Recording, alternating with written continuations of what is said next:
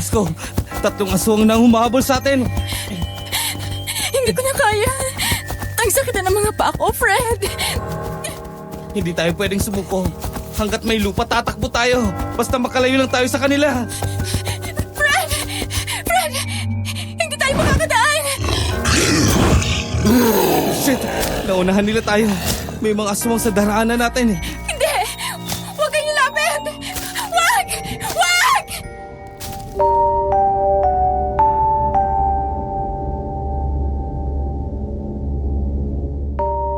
Good day sa'yo, Miss Ligaya. At sa lahat ng iyong mga tagapakinig. Ako si Joanne. Hindi ko tunay na pangalan. Iko-confess ko sa'yo na nakahalubilo at nakakita na ako ng mga aswang. Ang experience kong ito ay nang ayain ako ng isa sa mga katrabaho ko na pumunta sa kanilang probinsya sa Bicol. Hindi ko nababanggitin sa liham kung saang eksaktong lugar sa Bicol ito nangyari. Para na rin sa privacy ng mga tao doon. Sinadya ko rin napalitan ang pangalan ng mga taong naging bahagi ng aking karanasan. Isa akong call center agent sa isang kilalang BPO company. Mahilig din ako mag-vlog tungkol sa mga urban legends at supernatural content. Kaya nang minsang ayain ako ng isa sa mga kasama ko sa trabaho na makifiesta sa probinsya nila, ay excited akong magamit ang kaalaman ko sa vlogging. Ngunit hindi ko akalain na imbis saya ay takot ang binigay ng pangyayaring yun sa akin. Bago ko simulan ang aking kwento, sa mga listeners na mahilig ding makinig ng mga kwentong katatakutan, huwag niyong kalimutan na mag-comment, mag-like, mag-share at mag-subscribe sa channel na ito. Muli, ako si Joanne at eto ang aking kwento.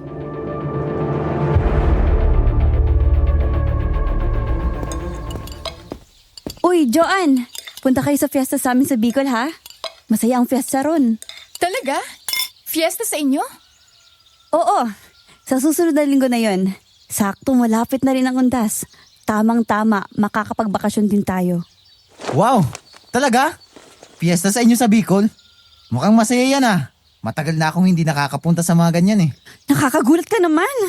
Bigla ka na lang sumusulpot sa amin. Di ba sinabi ko na sa'yo nung nakaraan? Inimbitahan na din kita, di ba? Hindi mo ba natatandaan? Talaga?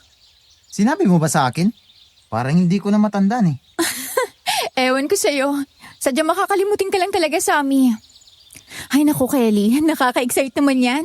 May bago na naman akong content para sa vlog ko. Siguradong marami kang magagawang content doon dahil fiesta. Maraming tao at maraming ganap.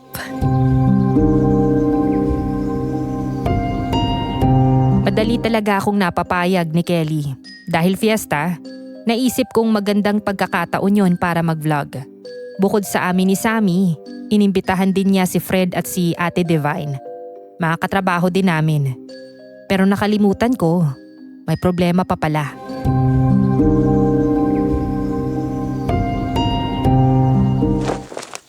So ano, ready ka na ba, Joanne, sa pagpunta natin sa Bicol? Nako, may problema pa, Kelly. Kailangan ko pa muna magpa-approve ng leave ko. Hindi pa ako nakakapag-submit ng leave request. Naku, magpa-approve ka na. Sigurado namang ma-approve yan. Kasi ikaw ang may pinakamagandang performance. Kami naman na Sammy, Fred at Ate Divine, approve ng leave request namin. Mabuti naman at na-approve ang mga leave request nyo. Ang tagal na rin ninyong hindi nakakapag-leave, kaya deserve nyo yan.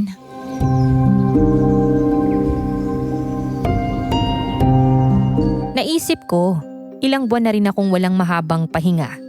Puro trabaho na lang. Gusto ko ring makalayo na muna sa ingay ng syudad at makapagpahinga. Kaya hindi ako papayag na hindi ma-approve ang leave request ko. Kinabukasan, agad kong isinumite ang leave request ko. Mabilis naman itong na-approve kaya halos mapatalon ako sa tuwa.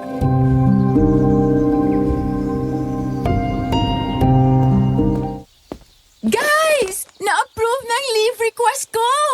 Wow! Ibig sabihin, tuloy na talaga tayo sa Bicol? Oo, kaya mamaya, pag out natin, didiretso ako sa mall para bumili ng bagong damit na isusuot ko sa fiesta. Naku, excited na ako! Ako naman, excited na ako makakilala ng magagandang babae ron. Sabi nila, magaganda raw talaga ang mga Bicolana. Naku, tumigil ka nga riyan, Sammy. Tandaan mo, may girlfriend ka na. Huwag ka nang mambababae. Isasama mo ba ang girlfriend mo pagpunta natin sa Bicol? Huwag kang maingay pare. Hindi alam ni Gwen na pupunta tayo sa Bicol. Hindi ko sinabi yun sa kanya kasi ayoko may kasamang jowa sa bakasyon. Loko ka talaga, Sammy.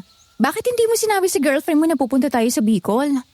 Naku, kung ako ang girlfriend mo, break na agad tayo. O, di ba? Pare-pareho lang approve ang mga leave request ninyo. Imbis na magchismisan kayo riyan, bumalik na kayo sa mga pwesto ninyo at magtrabaho. Tapos na ang break time. May pinag-usapan lang kami, TL, tungkol sa pagpunta natin sa Bicol. Kaya nga TL, excited lang kami. Ikaw ba? Hindi ka ba nai-excite? Alam ko first time mo rin maka-experience ng piyesta sa Bicol. Hay nako, ang mabuti pa, sundin na lang natin si TL. Baka mamaya bawiin pa yung leave natin. Sige TL, work na ulit kami. Kung ako sa'yo, TL, leave ni Sammy ang bawiin mo. Manahimik ka nga dyan, Fred. Ito na, TL, babalik na kami sa pwesto namin. Huwag mo lang bawiin ang leave namin. Masunuri naman pala si Sammy.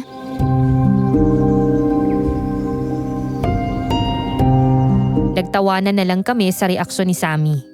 Lumipas ang mga araw at habang papalapit ang pagpunta namin sa Bicol, lalo akong na-excite, Miss Ligaya. Bago pa man kaming umalis, nag-record na muna ako ng maikling intro para sa aking vlog. Hi, mga ka-travel fam! It's me, Joanne! This time, pupunta tayo sa Bicol para makifiesta sa baryo kung saan lumaki ang isa sa mga katrabaho ko. At kasama ko ang mga kaibigan ko sa trabaho. At super excited akong ipakita sa inyo ang masayang fiesta sa Bicol. Abangan ninyo! Exciting! Hanggang sa dumating ang araw ng pagpunta namin doon. Maaga pa lang, nasa terminal na kami. Si Fred parang mag-hike ang pormahan. Si Sammy naman, bit-bit ang malaking tote bag na punong-puno ng pagkain. Si Ate Divine ay may dalang neck pillow at coffee tumbler. Habang si Kelly ay simple lang ang suot at may dalang backpack.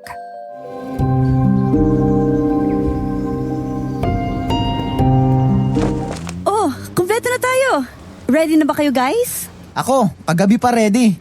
Sana lang hindi mainit sa bus. Pawisin pa naman ako. Huwag kang mag-alala, Sammy. Air-conditioned naman ang bus na sasakyan natin, kaya komportable ang biyahe. Promise, worth it pagdating natin sa baryo namin. Excited na talaga ako, Kelly. Matagal na rin akong hindi nakakapunta sa probinsya. Gusto ko ng katahimikan at makapag-unwind. Nako, perfect place ang lugar namin kung gusto mong mag-unwind. Kapag fiesta na, maingay at maraming tao, pero siguradong masaya.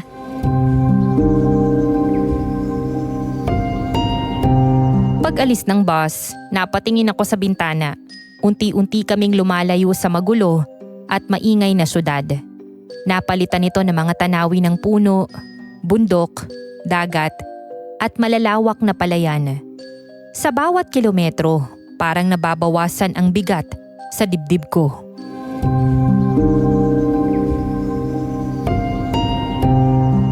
Oy, Joanne! Anong plano mo sa vlog mo pagdating natin doon? Gusto kong ipakita sa vlog ko yung mga tradisyon, yung paghahanda para sa fiesta at yung mga tao ron. Gusto kong iparamdam sa viewers kung gaano kasi ang buhay sa probinsya. At syempre, hindi mawawala yung topic tungkol sa mga urban legends at kung may mga kababalaghan ba doon, di ba? Excited na ako sa gagawin mong vlog, Joanne. Huwag kang mag-alala, ako ang bahala sa content mo. Maraming urban legends at kababalaghan doon. Kaya siguradong marami kang magagawang content. Gusto ko yan, Joanne. Gusto mo, gawin natin na parang travel documentary yung vlog mo. Sige, tulungan mo ako mag-shoot ha, Fred. Ikaw ang gagawin kong assistant. Sure, pero dapat may behind the scenes din ako para viral. Hala, baka maging comedy show yung vlog mo, Joanne, dahil kay Fred. Manahimik ka nga dyan, Sammy. Kung ayaw mong tawagan ko ang girlfriend mo. Remember? Friend ko rin si Gwen. Hoy, subukan mo lang. Katapusan na ng friendship natin, pre.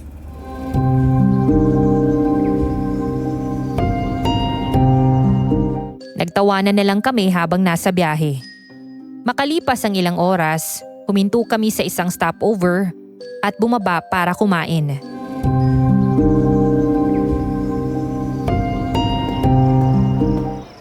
Subukan niyo tong Bicol Express nila dito.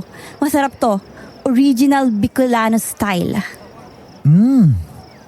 Amoy pa lang mukhang masarap na. Wow! Ang sarap nga! Ito na yata ang pinakamasarap na Bicol Express na natikman ko. Na-miss mo talagang Bicol, no, Kelly? Oo, Joanne. Laking probinsya kasi ako. Kaya kapag umuwi ako dito sa Bicol, parang bumabalik din ako sa pagkabata. Marami akong masasayang alaala rito. Alam mo, pareho tayo.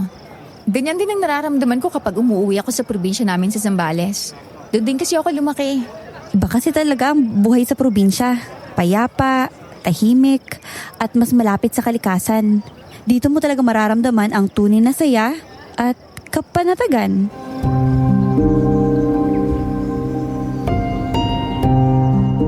Tahimik akong ngumiti. Hindi ko alam kung bakit. Pero may kakaibang saya akong naramdaman. Parang may paparating na bago. Isang karanasang hindi ko inaasahan.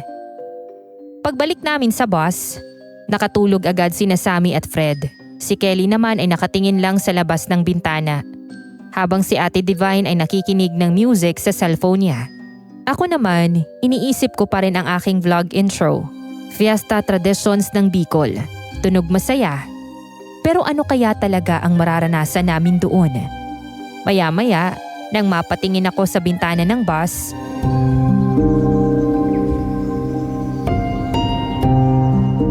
Oy, Kelly! Bakit parang wala ng mga bahay sa dinaraanan natin? Parang puro na lang ang nakikita ko ah. Ganito talaga rito. Medyo liblib kasi ang daan papunta sa baryo namin. Pasensya na ha, pero hindi ko akalaing parang nasa dulo ng daigdiging daan papunta sa baryo ninyo. Ganito pala kaliblib ang lugar ninyo? Naku, sorry. Hindi ko nasabi sa inyo na nasa liblib na lugar ang baryo namin. Pero kahit ganon, maganda ang tanawin at masaya ang fiesta doon. Kaya siguradong hindi kayo magsisisi na sumama kayo sa akin.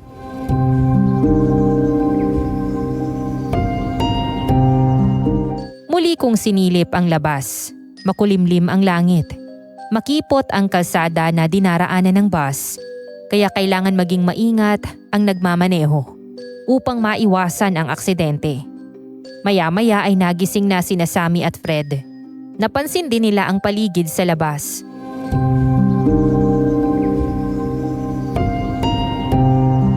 Bakit parang biglang nag-iba ang vibe sa labas, no? Kanina parang ang sigla ng mga tanawin sa labas. Pero ngayon parang ang creepy. Oo nga no. Parang pang horror movie ang dating ng view sa labas. Nakakatakot. Ay nako, ano ba kayong dalawa? Wala namang nakakatakot. Sanay lang kayong nasa syudad, kaya medyo kakaiba sa inyo ang lugar na to. Masasanay din kayo pagdating nyo sa amin. May point si Kelly. Siguro nga, naninibago lang tayo dahil sanay tayo sa syudad.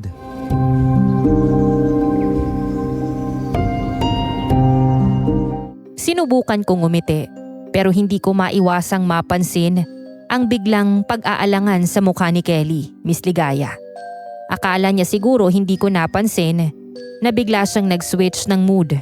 Mula sa pagiging masaya, naging tila seryoso at tahimik. Parang may iniisip na hindi niya sinasabi.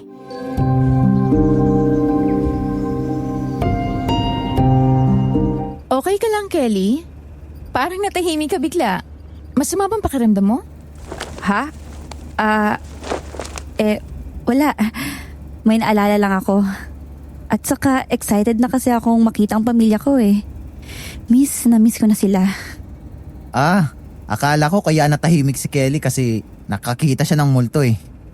Bagay na bagay pa naman sa view sa labas oh. Sa amin naman eh. Wrong timing ang joke mo.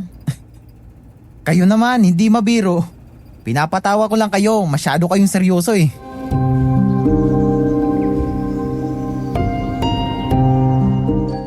Naiintindihan naman namin si Sammy.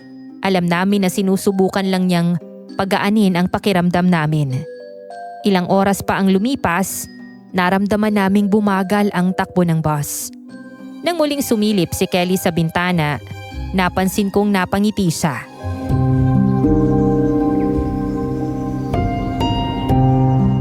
Guys, malapit na tayo sa baryo namin. pwede na tayong bumaba rito at lalakarin na lang natin. Talaga ba? Dito na ba tayo bababa, Kelly? Oo, hindi na kasi dadaanan ng bus ang mismong baryo namin. Kaya hanggang dito na lang tayo. Maglalakad na lang tayo mula rito, papunta sa amin. Maglalakad? Gaano kalayo? Mga 15 minuto lang. Malapit lang naman, kaya tara na. Okay lang yan. At least, exercise din ang paglalakad. Oh, tingnan niyo si TL. Game na maglakad. Ay nako, wag niyo na akong tawaging TL. Kapag wala tayo sa office, Ate Divine na lang ang itawag niyo sa akin. Sige, Ate Divine.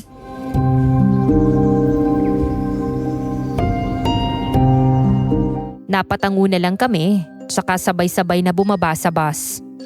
Pagbaba namin, agad kong naramdaman ang malamig na hangin sa paligid. Madilim na ang paligid dahil 7:00 na ng gabi. Napakatahimik sa lugar na binabaan namin. Halos walang dumadaan na sasakyan. Habang naglalakad kami, kinuha ko ang aking video cam at nagsimulang mag-vlog.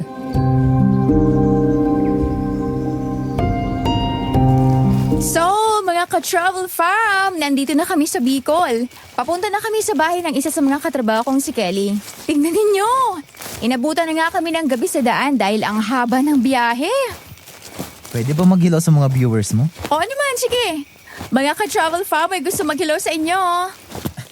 Hello guys! Sana lang walang aswang dito sa pinuntahan namin. Joke lang. Sami, kung mayroon mang aswang dito, ikaw yun pre. Kay gwapo ko namang aswang kung ganon. Ay nako, pareho lang naman kayo mukhang aswang.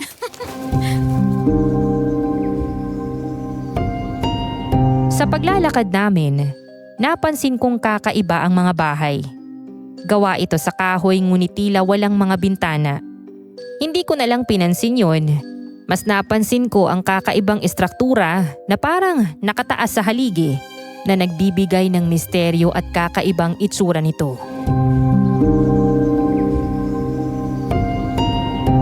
Grabe, ang aesthetic ng mga bahay dito, no? Ngayon lang ako nakakita ng ganyang bahay. Oo nga, ang weird ng istruktura ng mga bahay dito. Ganyan talaga ang mga bahay dito. Nagmula pang istrukturang yan mula sa aming mga ninuno. Bukas, ipapasyal ko kayo sa plaza. Siguradong may mga stalls doon para sa nalalapit na bisperas ng fiesta. Wow, talaga? Sana may fishball at kwek-kwek. Oo, mayroong ganun doon at marami pang pagkain tulad ng makakanin at iba pa. Di nagtagal, narating na namin ang bahay ni na Kelly. Tulad ng iba naming nadaanan, ganun din ang itsura ng kanilang bahay. Nandito na tayo guys! Yan ang bahay namin. Sa wakas, nakarating din tayo. Parang hindi lamang 15 minuto ang linakad natin Parang lagpas na sa 20 minuto. Ay, finally. Akala ko wala nang katapusan ng paglalakad. Ang mahalaga, nakarating na tayo. Huwag na kayong magreklamo, nakakahiya kay Kelly.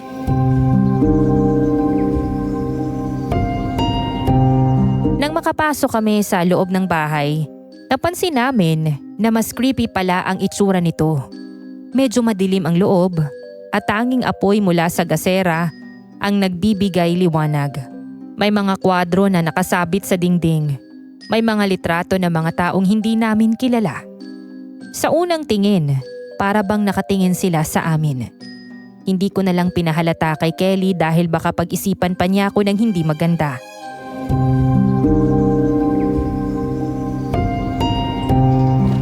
Ang dilim naman dito sa loob ng bahay ninyo, Kelly.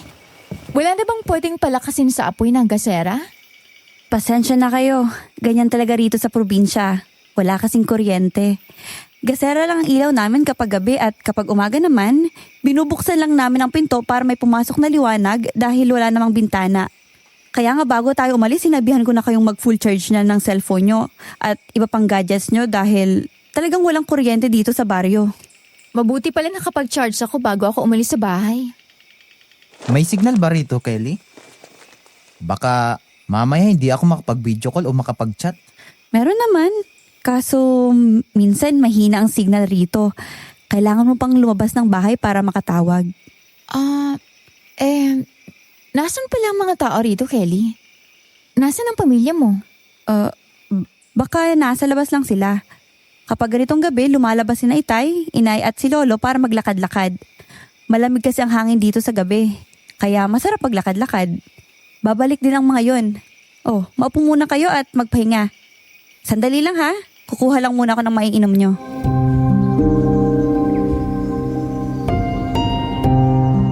Habang naghihintay kami, ay tinignan ko ang mga kwadro na nakasabit sa dingding. Mukhang luma na ang mga yon at ilang taon na ang nakalipas mula ng kunan ang mga litratong yon.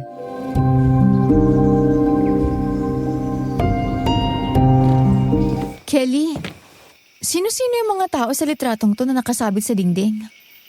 Ah, yan ba? Mga kamag-anak namin yan. Yung iba, mga ninuno pa namin. Ang ibang litrato yan, mas matanda pa kina Inay at Itay. Kaya pala parang panahon pa ng kopong-kopong itong mga litrato eh. Oo, pero mahalaga kina Inay at Itay ang mga alaala ng aming mga ninuno.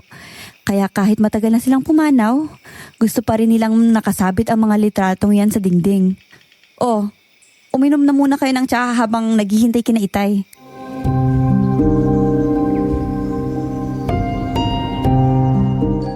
Naiwan ni Kelly na bukas ang pinto. Kaya nang mapatingin si Fred doon, ay may nakita siyang mga taong paparating.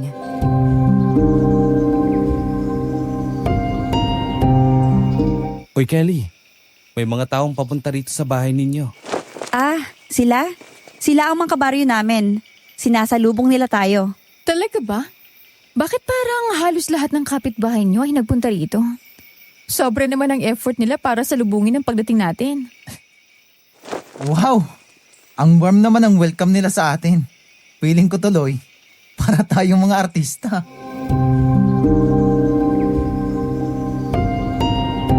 Lumabas kami ng bahay at doon namin nakita ang mga tao sa baryo. Lahat sila ay nakangiti, masigla at halatang sabik sa aming pagdating. Ngunit may kakaiba kaming napansin.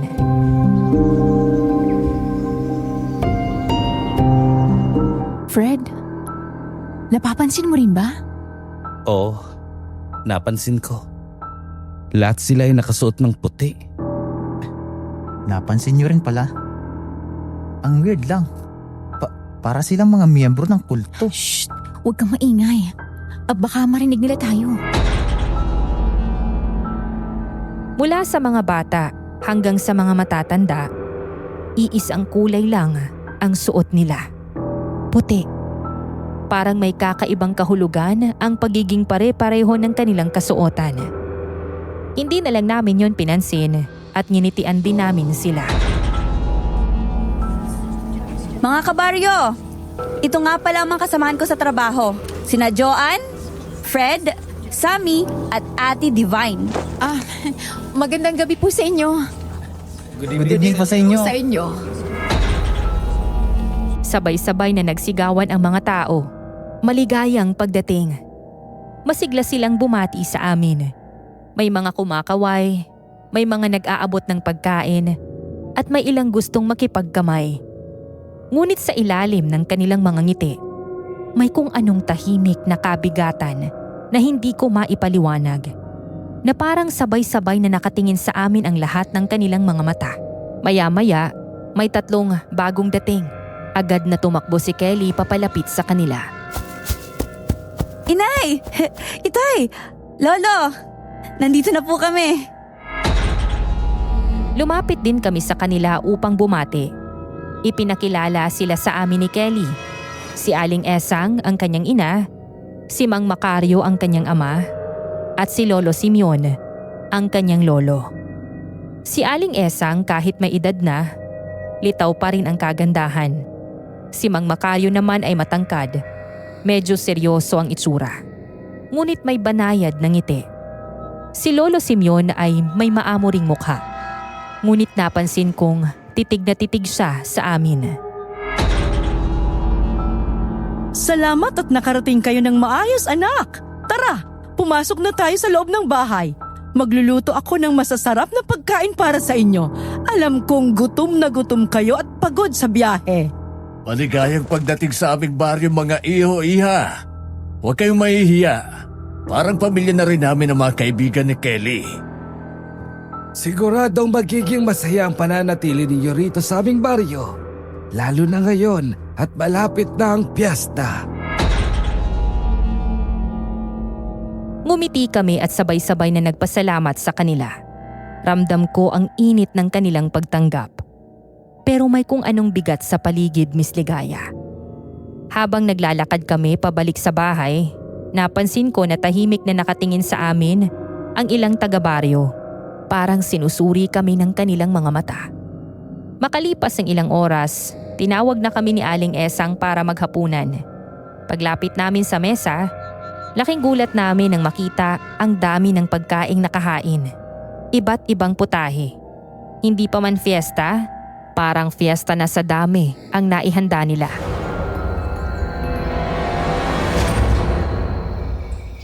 Wow! Ang daming pagkain! Piyesta na po ba? Grabe naman, Kelly. Ang dami namang inihanda ng nanay mo. Hindi na po sana kayo nag-abala pa. Parang sobra naman po yata ito. Ganito talaga sa amin kapag malapit na ang fiesta. Maraming pagkain. At syempre, pa-welcome na rin ito ni Inay para sa pagdating natin. Habang kumakain kami, napansin kong tahimik si Aling Esang. Panay ang tingin niya sa akin. Nang magtagpo ang aming mga mata, ngumiti siya, ngunit may kakaibang anyo ang kanyang ngiti. Parang may nais siyang ipahiwatig. Maya-maya ay nagsalita siya. Maganda ka, Iha. Sigurado ako na malinis ang dugo mo. Ha? Ano po? Ano pong ibig niyong sabihin? Malinamnam siguro ang dugo mo, Iha. Bigla akong kinilabutan sa sinabi niya, Miss Ligaya. Hindi ko alam kung biro lang yon o may ibang ibig sabihin. Napatingin ako kay Kelly, pero abala siya sa pakikipagkwentuhan kay Ate Divine.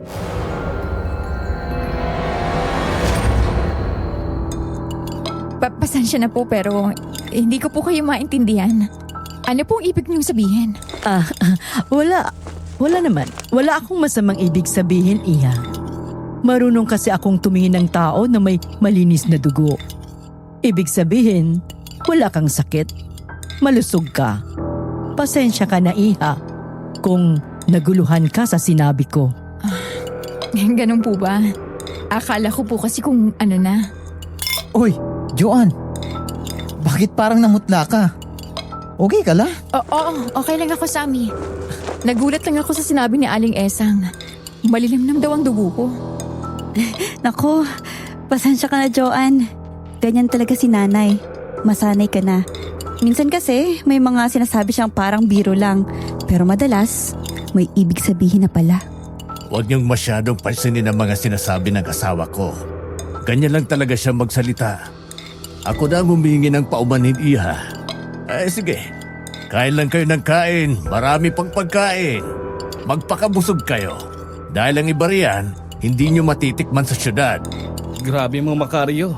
Ang sarap po ng Bicol Express nyo. Mas masarap pa ito kaysa dun sa kinain namin kanina sa stopover. Salamat, Iho. Talagang sinarapan ng asawa ko ang pagluluto niyan. Dahil yan ang kanyang espesyal na putahe. Ginagawa lang niya yan para sa mga espesyal na bisita. Habang kumakain, nagkwento si Kelly tungkol sa mga nakasanayang tradisyon sa kanilang baryo. Siguro nagtataka kayo kung bakit nakasuot ng puti ang mga tao rito sa baryo. Pati sina Itay ay nakaputi rin. Dito sa amin, tuwing malapit ng fiesta, nagsusuot kami ng puti bilang simbolo ng kalinisan at pagkakaisa. Kaya tingnan nyo, puti rin ang suot ko, hindi ba? Kaya pala. Akala namin may gagawing ritual ang mga taga rito kaya nakasuot ng puti. Parang sa kulto. Grabe, kulto agad. Simbolo lang ito ng pasasalamat namin sa lahat ng biyayang natatanggap namin. Mabuti nga at napapanatili pa ng mga tao rito ang ganyang tradisyon. Dahil sa ibang lugar, tila nakakalimutan na nila ang mga ganito. Napangiti ang nanay at tatay ni Kelly. Ngunit si Lolo Simeon ay nanatiling tahimik. Nakaupo lang sa dulo ng mesa at nakikinig lang sa usapan namin. Pagkatapos kumain, sinamahan kami ni Kelly sa mga kwarto namin. Magkasama kami ni Ate Divine sa isang kwarto, habang sina Fred at Sammy naman ay magkasama sa kabilang kwarto. Pasensya na kayo kung medyo maliit ang kwarto. Pero malinis naman. Pinalinis ko ito kay inay. Ito talagang kwarto ko. Pero dun muna ako matutulog sa kabilang kwarto kasama sina inay. Okay lang. Hindi naman kami maarte sa kwarto. At saka malaki na nga ito eh. Tamang-tama sa amin ni Ate Divine. Oo, sige. Magpahinga na kayo. Maaga pa tayo bukas at marami tayong pupuntahan. Ililiwot ko kayo sa buong baryo.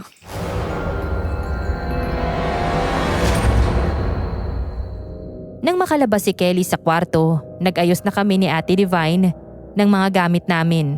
Pagkatapos, kinuha ko ang aking video cam at nagsimulang mag-vlog muli. Hi mga ka-Joanniverse! Ngayon ay matutulog na kami dahil maaga pa ang gising namin bukas. Grabe ang tahimik dito. Nakakapanibago talaga. Good night everyone! Magpapahinga na kami. Kita-kits ulit bukas mga ka-Joanniverse, pati na rin sa mga ka-Travel Fam. Matulog na tayo, Joanne. Maaga pa tayo bukas. Excited akong libutin ang buong baryo. Ako rin, Ate Divine. Excited na ako kahit medyo nawiwirduan pa rin ako sa mga tao rito. Siguro nga ganito talaga sila sa lugar na to. Nagpahinga na kami ni Ate Divine. Samantala, sa kabilang kwarto, Ay, busog na busog ako. Ang sarap ng mga pagkaing ihinanda ng nanay ni Kelly. Oo. Ang dami mong nakain eh. Halos ikaw nung nakaubos ng Bicol Express. Oh, ano yun? Narinig mo ba yun pare? Oo, narinig ko. May kumakaluskos sa bubong. Hindi lang kaluskos. Parang may kumukutkot sa bubong. Baka pusa lang yun na naglalampungan sa taas ng bubong, pre. Hindi eh. Parang kakaiba talaga. Ewan ko, pero hindi ko maipaliwanag. Huwag mo nang pansinin yun, pre.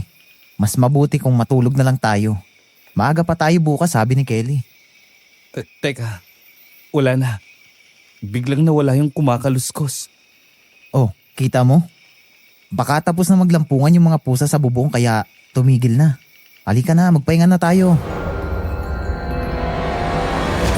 hihiga na sana si Sammy sa papag nang mapansin niya ang isang kwadro na nakasabit sa dingding. Black and white ang kulay ng mga litrato. Halatang kuha pa noong sinaunang panahon. Sa larawan, may mga taong nakahilera sa isang linya. Lahat ay nakasuot ng puti. Sa ibaba ng litrato, may nakasulat, Fiesta ng Dugo, 1920.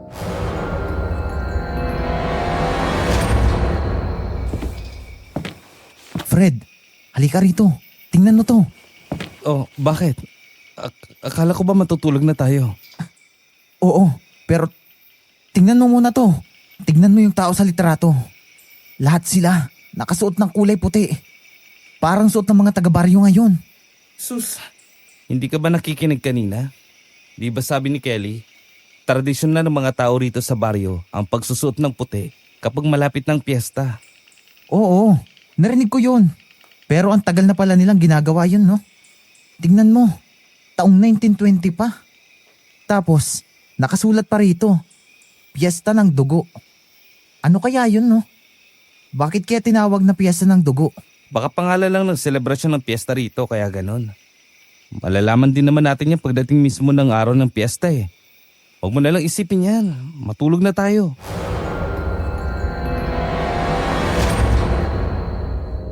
Napakamot na lang sa ulo niya si Sammy. Maya-maya ay naisipan na nilang magpahinga. Nang sumunod na araw, maayos at masaya naman ang naging unang araw namin sa baryo ni na Kelly.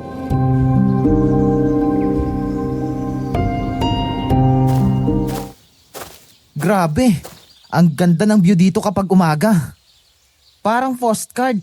Ang sarap siguro mamasyal dito araw-araw. Ibang-iba talagang amoy ng hangin dito sa probinsya. Ito ang mamimiss ko kapag bumalik tayo sa Maynila. Diba? Sabi ko na sa inyo eh. Mag-i-enjoy kayo rito sa baryo namin. Tara, maglibot-libot na tayo habang hindi pa masyadong mainit ang araw.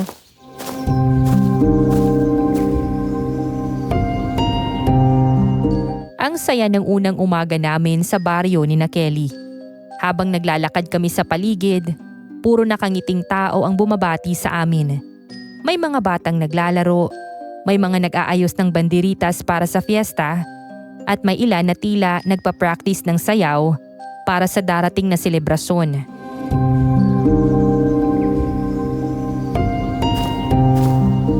Joanne, pwede ka na ulit mag-vlog dito. Ang daming magandang spot oh. Ay, oo nga pala no. Mag-vlog ulit ako habang marami pang magagandang view rito. Dito kasi madalas nagpipicture-picture ang mga turista kapag araw na ng fiesta.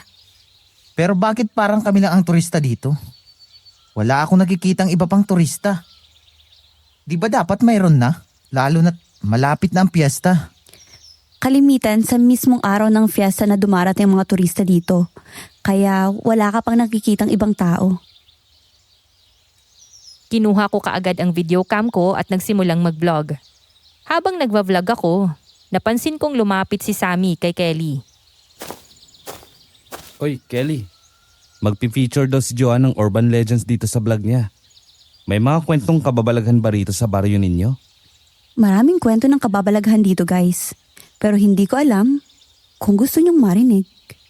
Sige nga, Kelly. I-chika mo naman sa amin yan para magamit ko sa content ng vlog ko. Ayan! Mas gusto namin yung mga ganyang misteryo. Sige, ikwento mo na Kelly. Noong unang panahon daw, naniniwala ang ilan sa mga tao rito sa baryo na kailangang mag-alay ng buhay tuwing sasapit ang fiesta. Ayon sa kanilang paniniwala, kapag ginawa nila ito, magiging mas masagana ang kanilang pamumuhay sa buong taon. Kailangan mag-ali ng buhay? Pumapatay sila? Oo, Joanne. Pumapatay sila ng mga hayop. At ang dugo ng mga ito ang inaalay sa bilog na buwan para sa mas masaganang pamumuhay. Naks, parang pang horror movie ah. Kaya ba tinatawag ang piyesta rito na piyesta ng dugo? Paano mo nalaman na yun ang tawag sa fiesta rito sa baryo, Sammy? May nakita kasi kami ni Fred na kwadro na nakasabit sa kwartong tinulugan namin. Black and white ang kulay ng retrato at kuha pa noong 1920. Sa ibaba ng larawan, nakasulat ang fiesta ng dugo. Yun ba? Mga ninuno namin ang mga nasa litrato. Mas nauna pa silang mabuhay kesa kay Lolo Simeon. At tama kayo. Noon pa man ay isinasagawa na ang fiesta ng dugo rito sa baryo. At kaya tinatawag itong fiesta ng dugo ay dahil sa paniniwala noon ng mga tao na dugo ng hayop ang iniaalay tuwing fiesta. Nakakapanimdig balahibo naman yun. Pero interesting nga ah. Sige, gagawin kong content yung sa vlog ko. Sigurado magkakaroon ng maraming views yan. Nakaka-excite.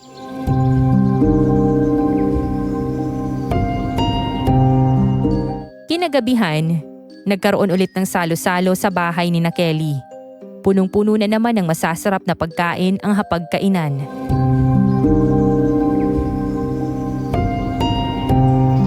Ang dami na namang putahe. Parang araw-araw ay fiesta rito sa bahay ninyo, Kelly. Ganyan talaga rito tuwing malapit ang fiesta. Araw-araw may kainan, kaya magpakabusog lang kayo. Mas magsasawa kayo sa pagkain kapag sumapit na talaga ang fiesta. Naku, sa dami at sarap ng pagkain dito sa inyo, siguradong tataba ako rito. Hindi ka pa ba mataba sa lagay na yan? Yan ang laki ng tiyan mo eh.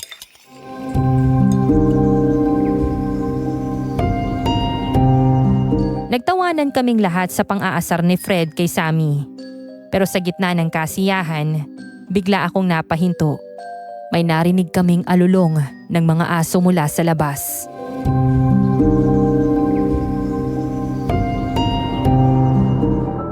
Naririnig niyo yun?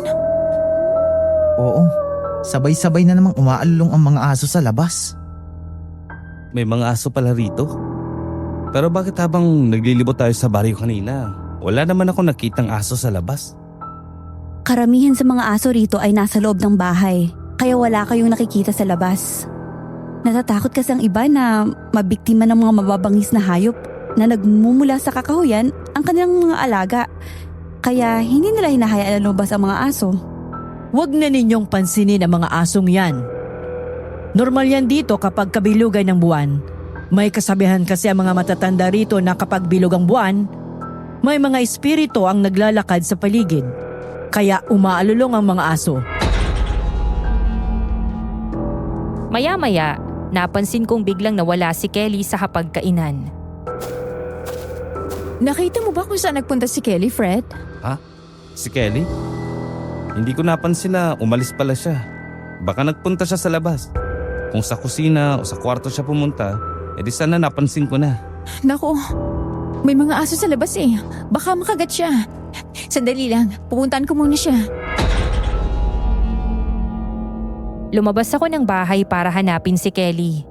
Hanggang sa makita ko sa labas, nakatingala sa langit. Titig na titig sa bilog na buwan. At may sinasabi siya na hindi ko maintindihan. Hindi ko rin masyadong marinig dahil pabulong niya itong binibigkas. Kelly? Anong ginagawa mo riyan? Hindi siya agad sumagot. Parang hindi ako naririnig. Dahan-dahan akong lumapit sa kanya. Kelly, okay ka lang? Anong tinitingnan mo riyan? Dahan-dahan siyang lumingon. Maputla ang mukha niya at malamig ang boses ng magsalita. Okay lang ako, Joanne. Tahimik lang ako nagdarasal. Nakasanayan ko ng magdasal kapag bilog ang buwan. Lalo na't tumapat pa ito sa nalalapit na fiesta. Nagdarasal ka sa buwan? Nagdarasal ako. Kinakausap ko ang buwan. Sinasabi ko sa kanya na bigyan kami ng masaya at masaganang fiesta. Tahimik akong napatingin sa kanya. Ang kanyang mga mata kumikislap sa liwanag ng buwan.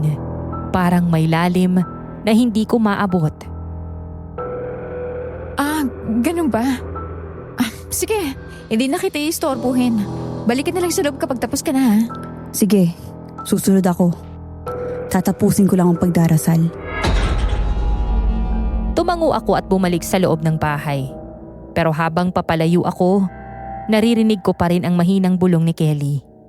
Hindi ko maintindihan ang mga sinasabi niya. Parang ibang lengguwahe.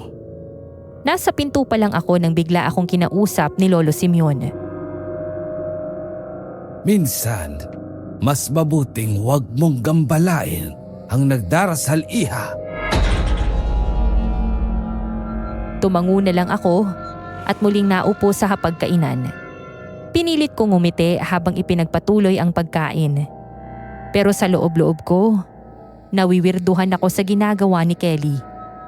Kinabukasan, nag-vlog ulit ako habang pinagmamasdan ang paghahanda ng mga taga-baryo para sa nalalapit na fiesta.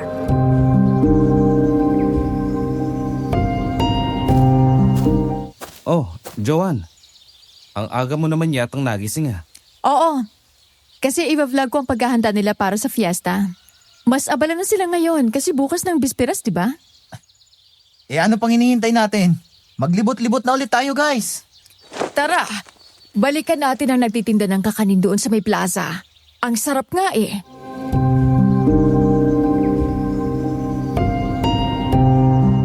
Sabay-sabay kaming naglakad papunta sa plaza ng baryo. Habang naglalakad, napansin namin ang mga kalalakihan na abala sa pagkatay ng mga baboy, kambing at manok. Ang ilan naman ay nag-aayos ng mga palamuti para sa fiesta. Ngunit ang mas napansin ko ay ang mga kababaihan na nakatayo sa tabi ng mga kinakatay na hayop.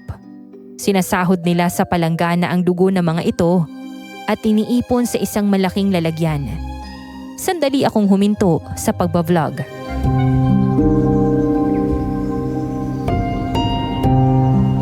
Guys, tignan niyo yung ginagawa nila oh.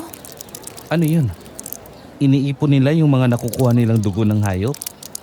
Para saan kaya yun? Hindi kaya yun yung sinabi ni Kelly? Na tungkol sa pag-aalay ng buhay ng mga hayop sa piyesta? Akala ko, urban legend lang yun. Baka naman, parte lang yan ng tradisyon na ginagawa nila tuwing piyesta. Sana nandito si Kelly. Itatanong ko sa kanya kung bakit nag-iipon ng dugo ng mga hayop ang mga taga-baryo. Sayang, isinama siya ng nanay niya sa bayan eh. Gusto sana niya tayong isama pero ayaw niya kayong gisingin kanina. Maimbing kasi ng tulog niyo ni Sammy eh. Tanungin mo na lang siya mamaya pagdating nila. Nakakaya rin naman kasi magtanong sa mga taga rito. Baka isipin nilang osyosero tayo. Hindi ko na lang muna to sasama sa vlog ko. Ipagpapaalam ko muna kay Kelly.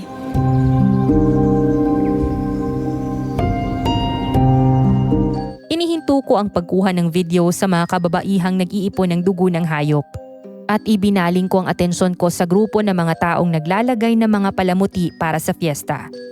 Doon ko itinutok ang aking video cam. Nang makita ng mga taga-baryo na kinukuha na namin sila ng video, bigla silang nag-post at sabay-sabay na ngumiti. Para silang sanay na sanay sa harap ng video cam.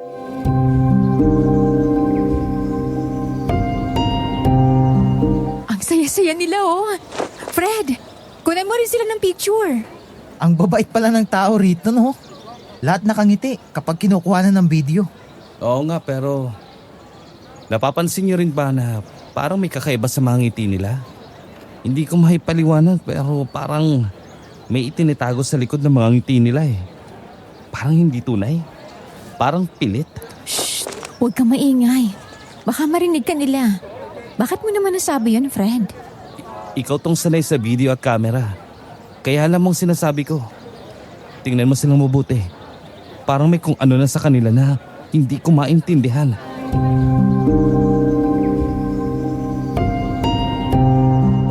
Tinignan ko ng mabuti ang mga tao. At tama si Fred. May kung anong kakaiba nga sa mga ngiti nila. Mga ngiting tila maitinatagong lihim. Kinagabihan, habang nag-e-edit ako ng video, nanlaki ang mga mata ko nang mapansin kong walang ulo ang ilang tao sa footage. Kinilabutan ako at dali-daling pinakita yon sa mga kasama ko.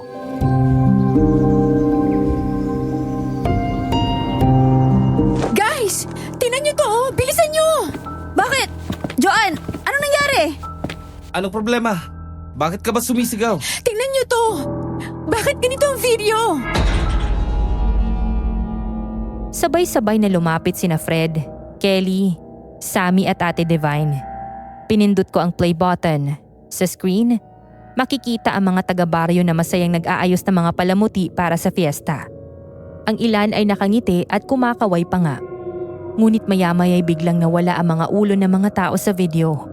Hanggang sa matapos ang buong footage, lahat ng mga taong naroon ay walang ulo. Ano to? Bakit nagkaganyan? Baka inedit mo lang yan. Hindi ko yan ginalaw, swear. Straight yan galing sa video cam. Wala akong inedit dyan. Baka naman may problema lang yung video cam mo kaya nagkaganyan. Walang problema itong video cam ko. Sinubukan ko na kanina eh. Malinaw naman lahat ng kuha ko. Pero, ewan, parang dito lang sa mga taga-baryo nagkakaganito eh. Parang ayaw makita ang mga mukha nila sa video. Muli kong pinindot ang play button. Habang umaandar ang video, may ilang frame na normal pero biglang bumabalik ang mga taong walang ulo. Huwag ka munang magpanik, John. Siguradong may paliwanag dyan. Huminahon ka muna. Guys, chill lang kayo, okay? Glitch lang yan. Nangyayari talaga yan minsan sa mga video files. Paano mo naman nasabi na glitch lang ang nangyari? Ganito kasi yan. Kapag nagre-record ka tapos biglang bumagal yung writing speed ng memory card, minsan hindi nakukuha ng buo yung frame. Ang resulta, parang nawawala o napuputol yung imahe. Kaya yan, nagmumukhang walang ulo kasi hindi na-capture ng buo yung parting yun ng frame. Pero Fred, bakit puro ulo ang nawawala? Bakit hindi nawawala ang ibang bahagi ng katawan? Nagkataon lang ba na mga ulo lang ang nagkakaproblema? Well, baka coincidence lang. O baka may interference sa ilaw. Minsan kapag sobrang maliwanag o may reflection, nagkakaroon ng distortion sa camera sensor. Hindi pa rin ako kumbinsido, Miss Ligaya. Hindi ganun karaming frame ang mawawala kung simpleng glitch lang. Maya-maya, biglang may kumatok sa pinto. Anak! Mga iyo at iha! Lumabas na kayo riyan sa kwarto at maghahaponan na tayo. Sige po, Nay! Susunod na po kami! Tara na! Baka magtaka pa si Inay kung bakit ang tagal natin dito. Naghanda na naman siya ng masarap na hapunan para sa atin. Lalo na't bukas na ng gabi ang bisperas ng fiesta. Joanne, isave mo lang muna yung video. Saka na lang natin problemahin yan. Pabuti pa nga. Hanggang ngayon kinikilabutan pa rin ako sa nakita ko eh. Nakakatakot. Wala yan. Pagdating natin sa Maynila, ipapa-repair natin yung video cam mo. Baka corrupted lang yung mga files. Tumango ako ngunit hindi na nagsalita. Sabay-sabay kaming lumabas ng kwarto at nagsalo ng hapunan. Pagkatapos kumain, maaga kaming nagpahinga dahil kailangan naming gumising ng mas maaga kinabukasan dahil bukas na ang besperas ng fiesta. Ngunit nasa kalagitnaan na ako ng pagtulog nang bigla akong magising matapos marinig ang malalakas na yabag at kaluskos sa bubong. Nagising din si Ate Divine.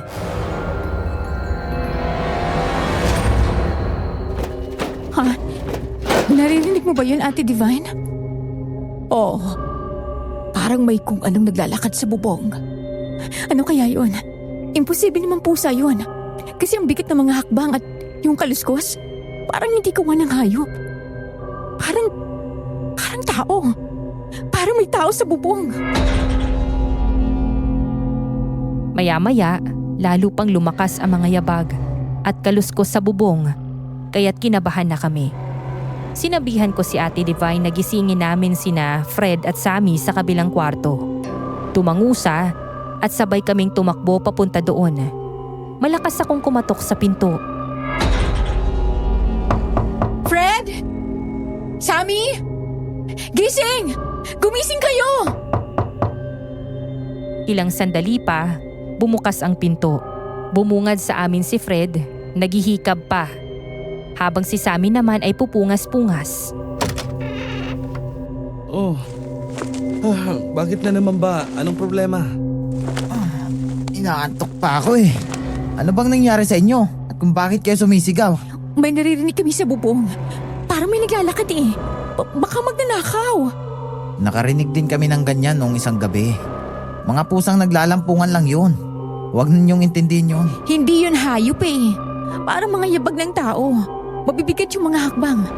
Ano kaya kung sabihin natin kinamang Macario?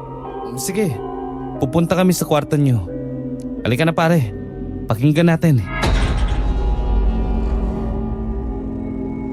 Pumasok silang dalawa sa kwarto namin, ngunit wala na ang ingay. Wala nang kumakaluskos sa bubong. Oh, nasan yung kumakaluskos? Wala naman ah. Kanina, dinig na dinig namin ni Ate Divine yung malalakas at kaluskos sa bubong. Sigurado ba kayo na kaluskos yung narinig nyo? Hindi kami nagkakamali. Alam namin ang narinig namin at sigurado kami. Kaluskos yun na parang may naglalakad. May tao sa bubong. Pinakinggan namin ulit, pero wala na talaga. Maya-maya, biglang bumukas ang pinto at pumasok si Kelly. Nagising din siya dahil sa ingay namin. Oh, ano nangyayari? Narinig ko parang nagkakagulo kayo rito. May narinig kasi kami sa bubong eh. May kumakaluskos na parang naglalakad. Baka ako may magnanakaw. Baka mga pusa lang yung narinig nyo. Maraming gumagalang pusa rito tuwing gabi, lalo na kapag bilog ang buwan. Sabi ko na nga ba, pusa lang yun eh. Ito namang mga to, masyadong matatakutin. Pusa! Nakasing laki ng tao ang mga yabag. Sigurado kung hindi hayop yung narinig namin, tao yun, Kelly. Alam kong tunog ng hayop. At hindi ganun ang tunog nun. Tao yun! O sige, ganito. Para sa ikapapanatag ng loob nyo. Fred, Sammy, samahan nyo ako sa labas. Sisilipin natin ang bubong ng bahay kung may taong nga ron. O sige, payag ako. Tingnan natin sa labas. Lumabas nga sina Kelly, Fred at Sammy upang tignan ang bubong, ngunit pagbalik nila, Anong nangyari? May nakita ba kayo?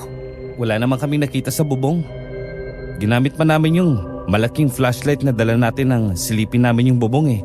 Pero wala talagang tao ron. At saka, nawala na rin yung mga kaluskos. Wala naman kung anong sa bubong. Kaya pwede na kayong matulog na mahimbing. Tinatakot nyo ng mga sarili nyo. Siyempre wala na yon. Umalis na kasi. Kaya huminto ng mga ingay sa bubong. Kaya wala na kayong nakita. Oh, dahil wala namang kung ano sa bubong, bumalik na kayo sa kwarto nyo at matulog. Maaga pa tayo bukas.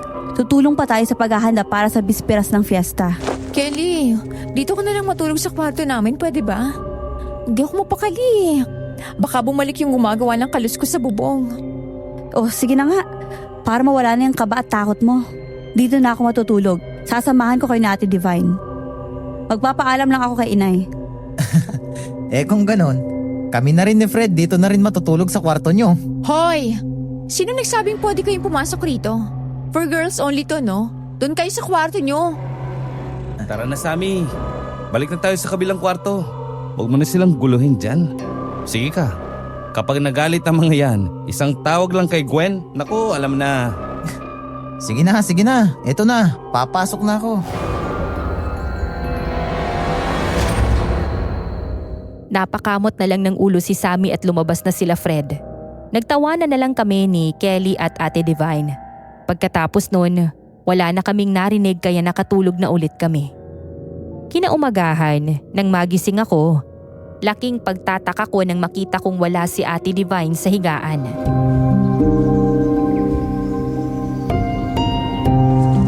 Kelly, gising na. Nasaan kaya si Ate Divine? Himala, mas nauna pa siyang nagising kaysa sa akin. Mula nang dumating kami rito, palagi na lang siyang huli kong magising eh. Baka maaga siyang nagising. Huwag kang mag-alala. Nandyan lang yung si TL sa labas.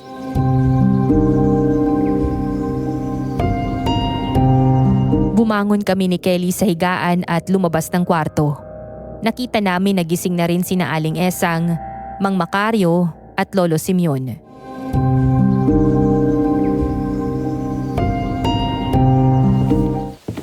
Magandang umaga, Nay. Tay. Lolo. Magandang umaga po. Nakita niyo po ba si Ate Divine? Magandang umaga rin sa inyo. Si Divine?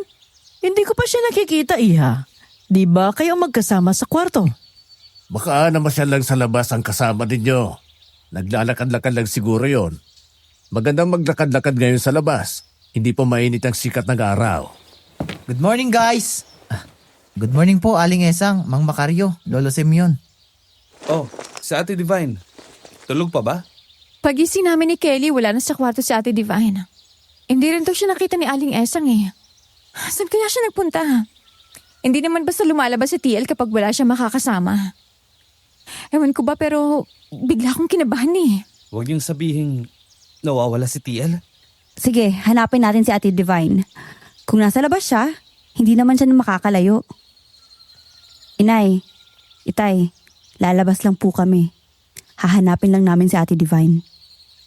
Sige anak, habang naghahanap kayo, magluluto muna ako ng almusal natin. Bumalik kayo agad kapag nahanap nyo na ang kasama nyo ha.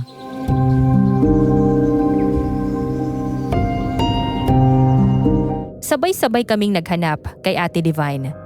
Bawat taong makakasalubong namin ay tinatanong namin kung nakita ba nila siya.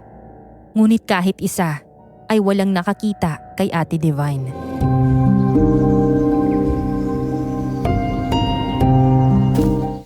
Kanina pa tayo naghahanap. Parang lahat yata ng taga rito sa baryo ay napagtanungan na natin. Pero walang nakakita kay Ate Divine. Baka naman nakabalik na si Ate Divine sa bahay. Oo nga, baka nandun na si TL sa bahay. Tara, bumalik na tayo.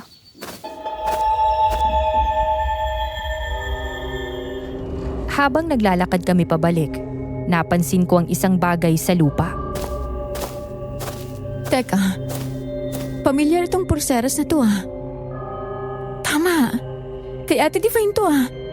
Ito yung palagi niyang sinusuot dahil regalo ito sa kanya ng namatay niyang nanay. Pero, bakit nandito to? Sigurado ka, Joan? Baka pareho lang ng design. Hindi. Sigurado ako na sa kanyang pulseras na to. Hindi ako maaaring magkamali. Sa kanya to. Kung sa kanya yan, bakit nandyan yan? Hindi kaya nahulog lang sa kamay niya yung pulseras nang hindi niya namamalayan? Tama si Fred. Baka nga nalaglag lang. Bumalik na tayo sa bahay at sabihin natin kay Lolo Simeon para matulungan niya tayo sa paghahanap. Pagbalik namin sa bahay ni na Kelly, nadatnan namin si Lolo Simeon na nakaupo sa labas. Tila inaabangan kami.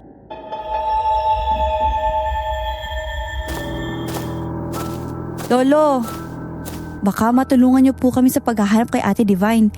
Hindi po namin siya makita at wala rin pong nakakita sa kanya ng mga kapitbahay natin. Kailan nyo nga siya ulit huling nakita? Kasama pa po namin siya ni Kelly sa kwarto kagabi, Lolo. Pero pagising po namin, hindi na po namin siya nakita. Wala na siya sa higaan. Lo, tulungan niyo po kami.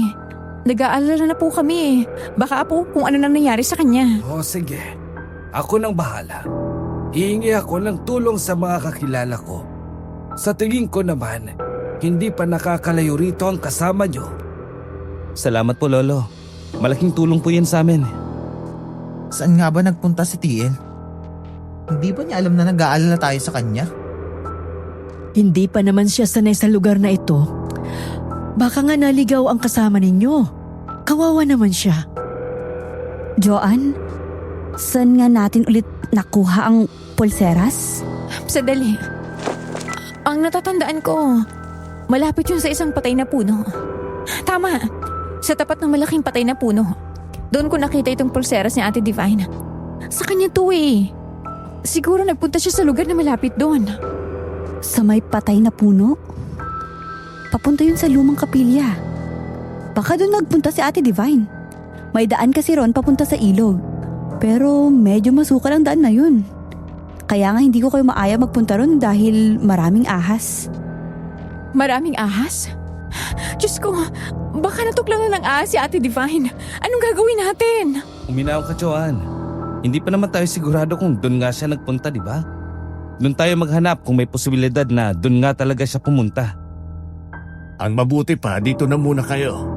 Kami na lang ni Tay maghahanap sa kasama ninyo. Delikado ang parting yun ng baryo. Maraming mababangis na hayop doon, pati mga ahas. Masanay kami ni Tay dito, kaya mabuti pang kami na ang lalakad. Kelly, maiwan muna kayo rito ng inay mo ha. Kayo na muna ang bahala sa mga katrabaho mo. Sige po, Tay.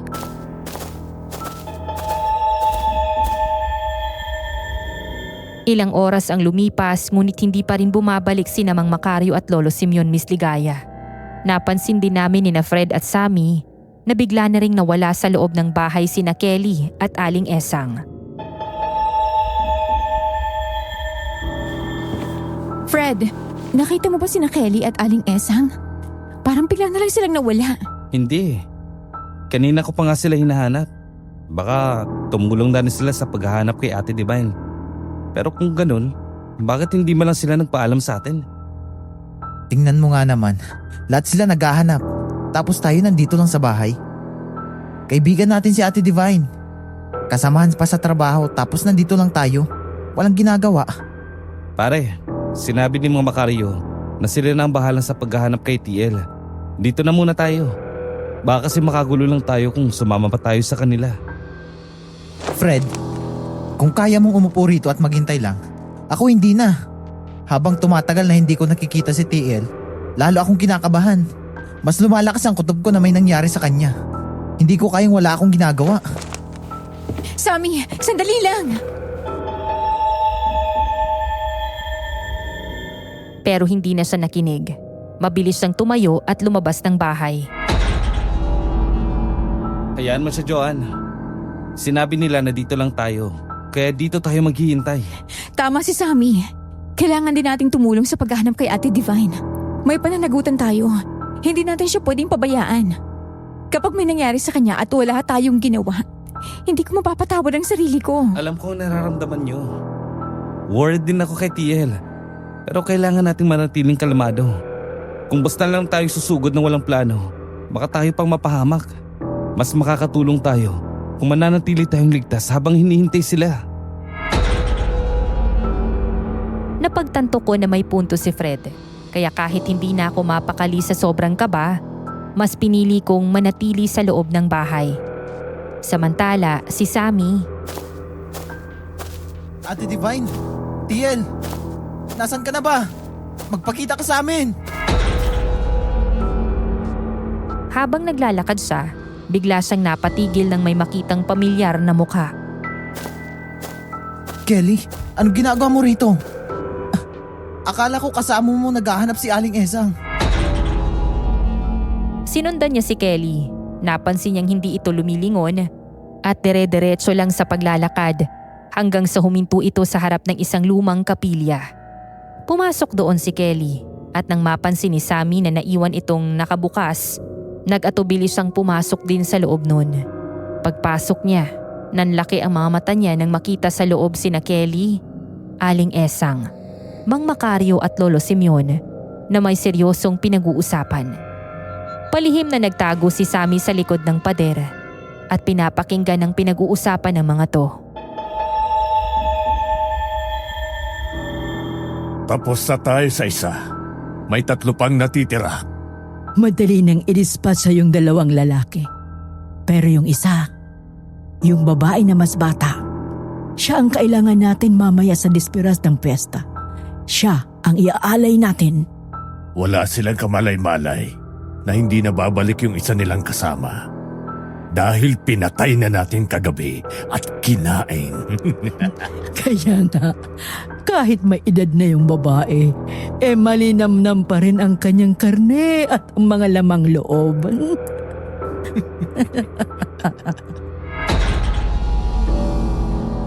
Napasinghap si Sammy. Halos hindi makahinga sa narinig niya. Diyos ko, pinatay nila si TL. Kaya pala bigla na lang siyang nawala dahil pinatay nila at kinain. Mga mamamatay tao sila. Ano ba sila? Mga kanibal? At kasabwat nila si Kelly. Hindi namin siya dapat pagkatiwalaan. Handa na po ba ang dugo ng mga hayop para sa gagawing pag-aari mamaya? Oo, handa na anak.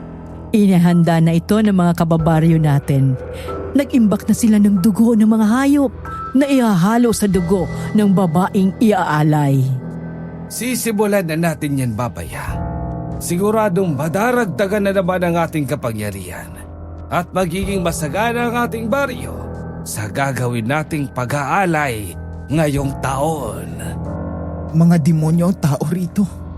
Hindi na dapat kami pumunta dito. Kailangan itong malaman ni na Fred at Joan. Nagmamadali siyang lumabas ng lumang kapilya at tumakbo pabalik sa amin ni Fred. Ngunit maya-maya, may narinig siyang mga kaluskos sa paligid. Kaya napatigil siya sa pagtakbo. Kinabahan siya. May kumakaluskos sa paligid. Di kaya nasundan nila ako. Sino yan? Sino yan? Ngunit walang sumasagot. Lalong lumakas ang mga kaluskos.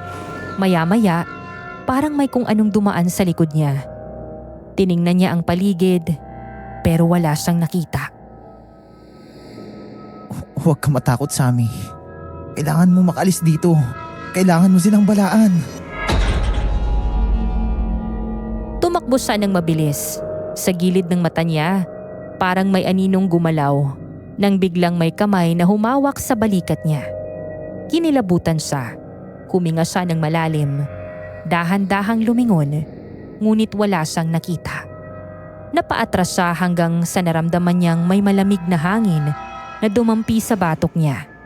Tapos, isang anino ang lumitaw sa gilid ng paningin niya. Kelly? Ikaw ba yan? Bigla na lang, may malakas na bagay na humampas sa likod niya. Bumagsak siya sa lupa. Nanghina ang kanyang katawan at unti-unting lumabo ang kanyang paningin. Joan, Fred, tumakas na kayo. Di nagtagal ay nawala na siya ng malay. Samantala, sa bahay, dahil hindi pa rin bumabalik sina Kelly, nakaramdam na ako ng pagkainip at gusto ko na ring lumabas upang hanapin ang nawawalang si Ate Divine.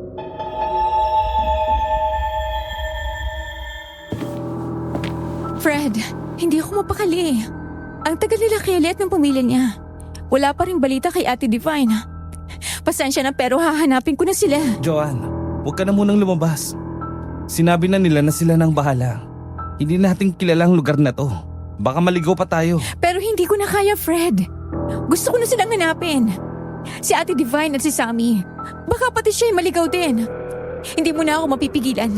Lalabas ako at hahanapin ko sila. Joanne, huwag namang matigas ang ulo mo. Tumayo ako at nagmamadaling lumakad papunta sa pinto. Hindi ko sa pinakinggan. Binuksan ko ang pinto at laking gulat ko nang bumungad sa akin si Kelly. Saan ka pupunta, Joanne? Kelly, hahanapin ko rin sana si Ate Divine. Kasi naiinip na ako eh. Hanggang ngayon wala pa ring balita. Anong nangyari sa paghahanap? Si Sammy nga lumabas na rin para maghanap. Hindi na kailangan, Joanne.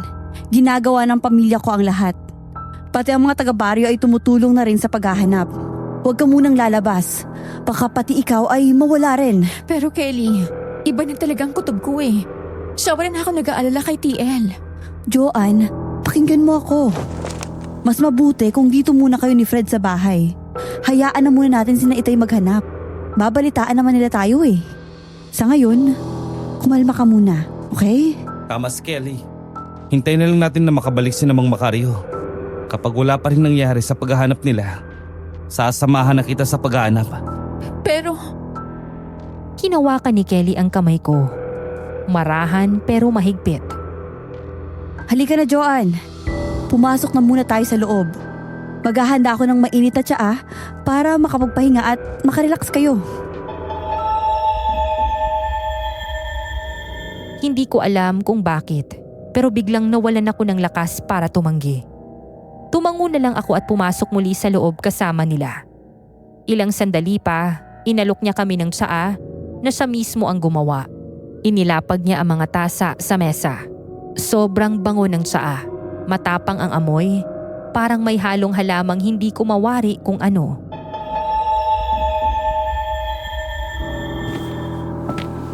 Humigop muna kayo ng mainit na tsaa. Pampakalma yan. Alam kong nag-aalala kayo kay Ate Divine, pero pasasaan ba at mahahanap din natin siya? salamat Kelly. Walang anuman. Alam kong mahirap ang sitwasyon natin ngayon, pero ayokong isipin yung may masamang nangyari. Minsan, nawawala lang ang tao at bumabalik din. Sana ganun lang yun, Kelly. Sa unang lagok, mainit at mapait ang tsaa. Hindi ko alam kung bakit parang may kakaiba sa tsaang ito. Kelly, anong klaseng tsaa to? Ang tapang ng amoy. Pampakalma ang tsaa na yan. Makakatulong yan para kumalma ka. Pati na rin ikaw, Fred. Uminom ka rin yan. Parang nakaka-relax nga to ah. Humahagod sa lalamunan. Habang umiinom kami, napansin kong matagal nang nakatitig sa amin si Kelly. Tahimik lang siya, nakaupo sa harap namin. Ngunit hindi man lang humihigop ng tsaa. Maya-maya, unti-unti kong naramdaman ang kakaiba. Parang biglang umikot ang paligid at bumigat ang aking ulo. Fred, parang nahihilo ako. Ako rin eh. Biglang bumigat ang mga mata ko.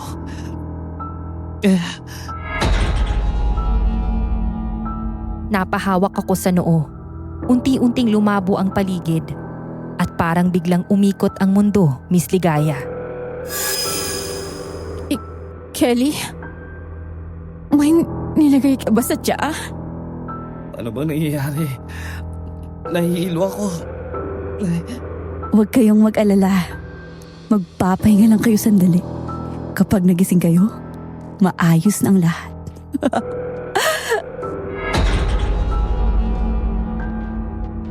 Sinubukan kong magsalita pero parang tinakpan ng mabigat na bagay ang bibig ko. Hindi rin ako makakilos. Kelly, bakit?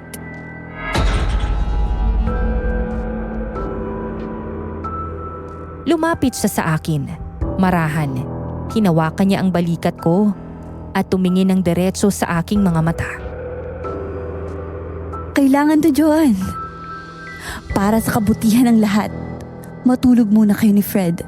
Mamaya, malalaman mo rin.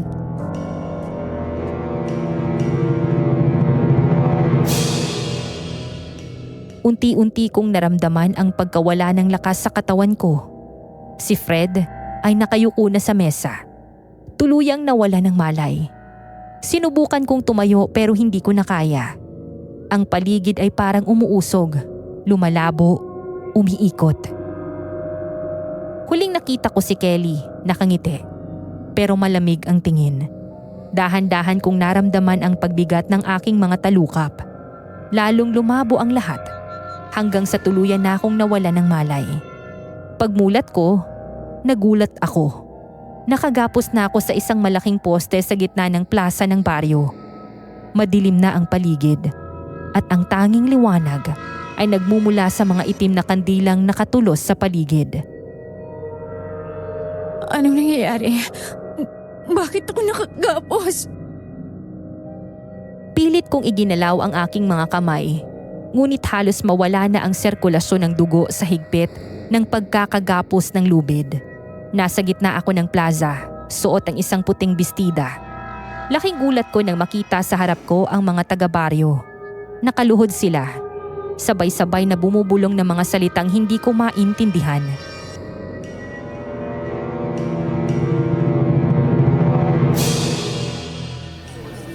Pwede ba? Sagutin niyo ako. Bakit ako nakagapos dito? Nasaan ang mga kasama ko? Walang kahit isa sa kanila ang sumagot, Miss Ligaya. Tanging mga bulong ng dasal na hindi ko maintindihan ang umuukit sa katahimikan. Fred! Nasaan ka? Ate Divine! Sammy! Kelly, anong ibig sabihin nito? Pakawalan mo ako rito!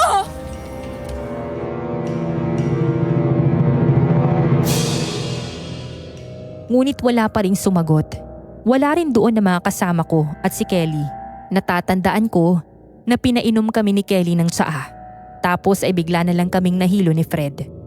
Maya-maya, lumitaw si Kelly kasama si Aling Esang, Mang Macario at Lolo Simeon. Nakangiti sila sa akin, ngunit ang mga ngiti nilang yon ay malamig at nakakapanindig balahibo.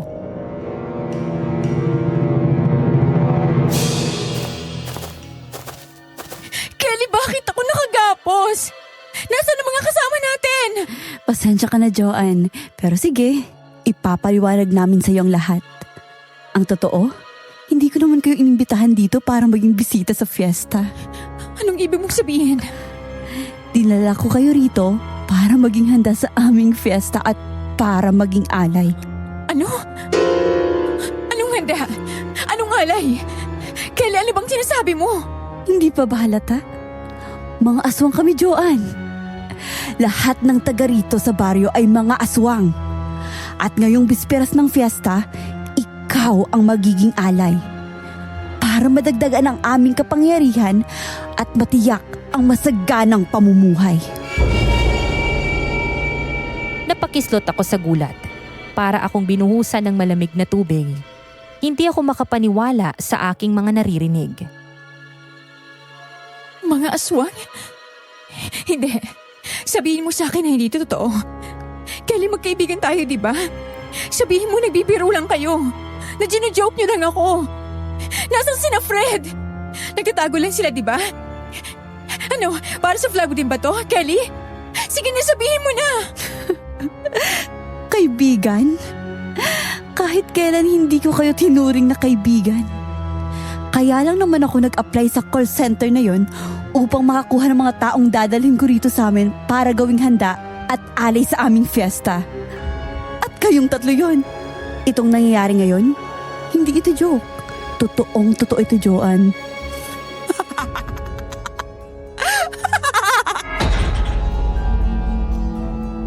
Parang gumuho ang mundo ko sa narinig ko. Hindi nga nagbibiro si Kelly. Hindi ito parte ng content. Totoong nakagapos ako at nakahanda ng ialay sa fiesta. Huwag ka nang mag-alala. Magiging espesyal ka naman ngayong bisperas ng fiesta eh. ikaw ang magiging alay sa aming Panginoon. Hindi! Hindi mangyayari gusto nyo. Nasaan si Fred? Si Sammy? Si Ate Divine? Sumagot ka! Huwag mo na silang hanapin, Iha. Wala na sila. Pinatay na namin. Si Divine ang nauna. Dapat kasama siya sa mga ihahanda para sa fiesta. Pero hindi na kami nakapaghintay. Kaya kinain na namin siya. Si Sammy, yung osisero mong kasama na nakaalam ng sekreto namin, ayun, pinatahimik na rin namin. At si Fred, ayun, patay na rin. Silang dalawa ang ihahanda namin ngayong gabi.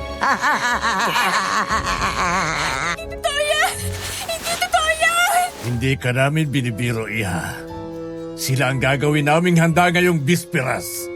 At ikaw ang iaalay namin sa aming Panginoon. Hindi! Hindi ako papayag! Mga demonyo kayo! Lahat pala ng ipinakita ninyo sa amin puro kasinungalingan lang. Akala namin mababait kayo.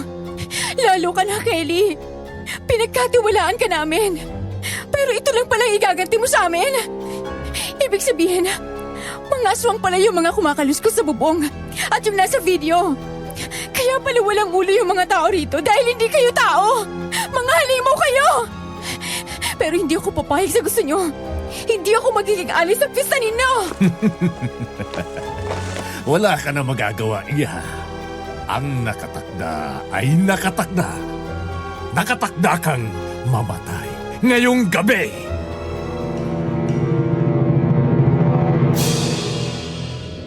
Kinuha ni Mang Macario ang isang malaking lalagyan na kahawig ng drum. Pamilyar sa akin ang lagayan na yon. Hindi ako pwedeng magkamali. Doon iniipon ng mga taga-baryo ang dugo ng mga hayop na kinatay nila. Inilagay niya yon sa harap ko. Puno ng dugo ng mga hayop. Anong gagawin nyo? Oh, kalma ka lang, Joanne. Wala pa kaming ginagawa sa'yo. Hindi matutuloy ang masama ninyong balak. Hindi ako papayag. Hindi! Pakawalan niyo ako, mga demonyo kayo! Sayang sa gusto mo, mamamatay ka ngayong desperas! Ang dugo mo ay ihahalo namin sa dugo ng mga hayop na naroon sa loob ng lalagyan. Ano? Hindi, ayoko! Hindi niyo yan magagawa sa akin. Makakalis ako rito.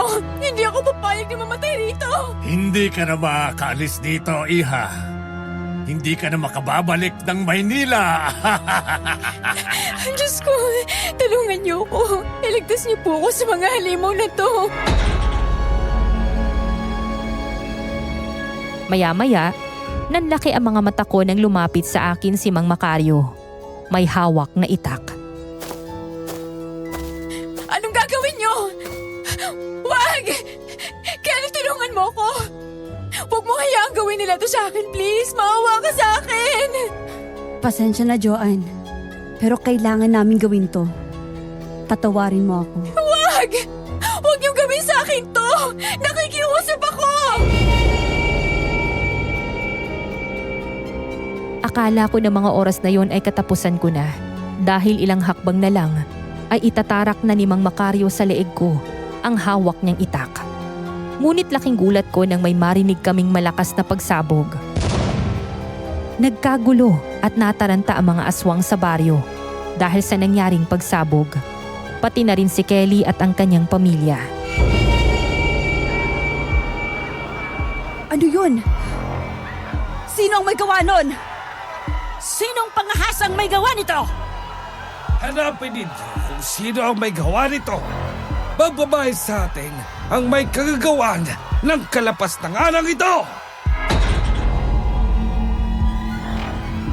Habang nagkakagulo silang lahat, naramdaman kong may humihipo sa lubid sa likod ko. Parang may nagtatanggal ng lubid. Napalingon ako at muntik na akong mapasigaw nang makita ko kung sino yon. Fred, ikaw ba yan? Diyos ko, Fred, buhay ka! Huwag ka maingay. Baka marinig nila tayo. Nang tuluyang makalas ang lubid, agad kong niyakap si Fred. Hindi ko mapigilang mapaiyak. Akala ko patay ka na. Sabi nila pinatay ka raw nila.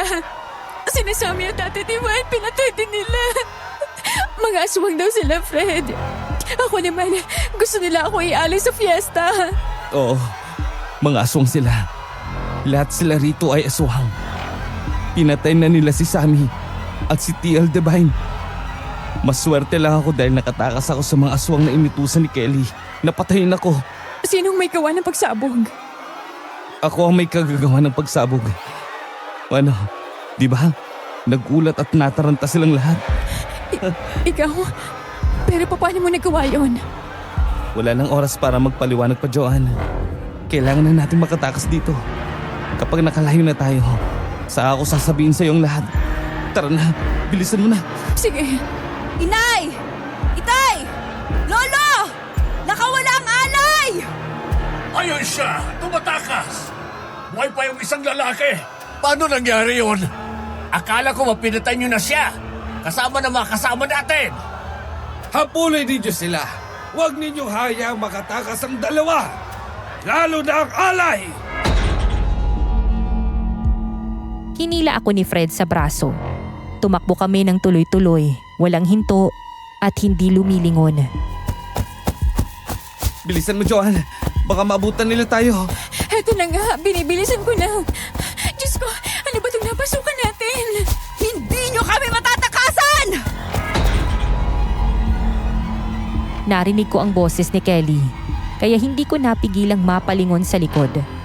Halos hindi ako makapaniwala sa nakita ko. Si Kelly, nagbago ng anyo. Ang kanyang balat ay naging kulay abo at ang mga mata niya ay naging kulay pula. Nanlilisik at puno ng galit. Mula sa kanyang mga kamay at paa ay lumabas ang mahahabang kuko. Tinubuan din siya ng malalaking pakpak at matutulis na pangil. Ganon din ang nangyari kina Aling Esang, Mang Macario at Lolo Simeon. Sila ay nag-anyong mga mababangis at nakakatakot na halimaw.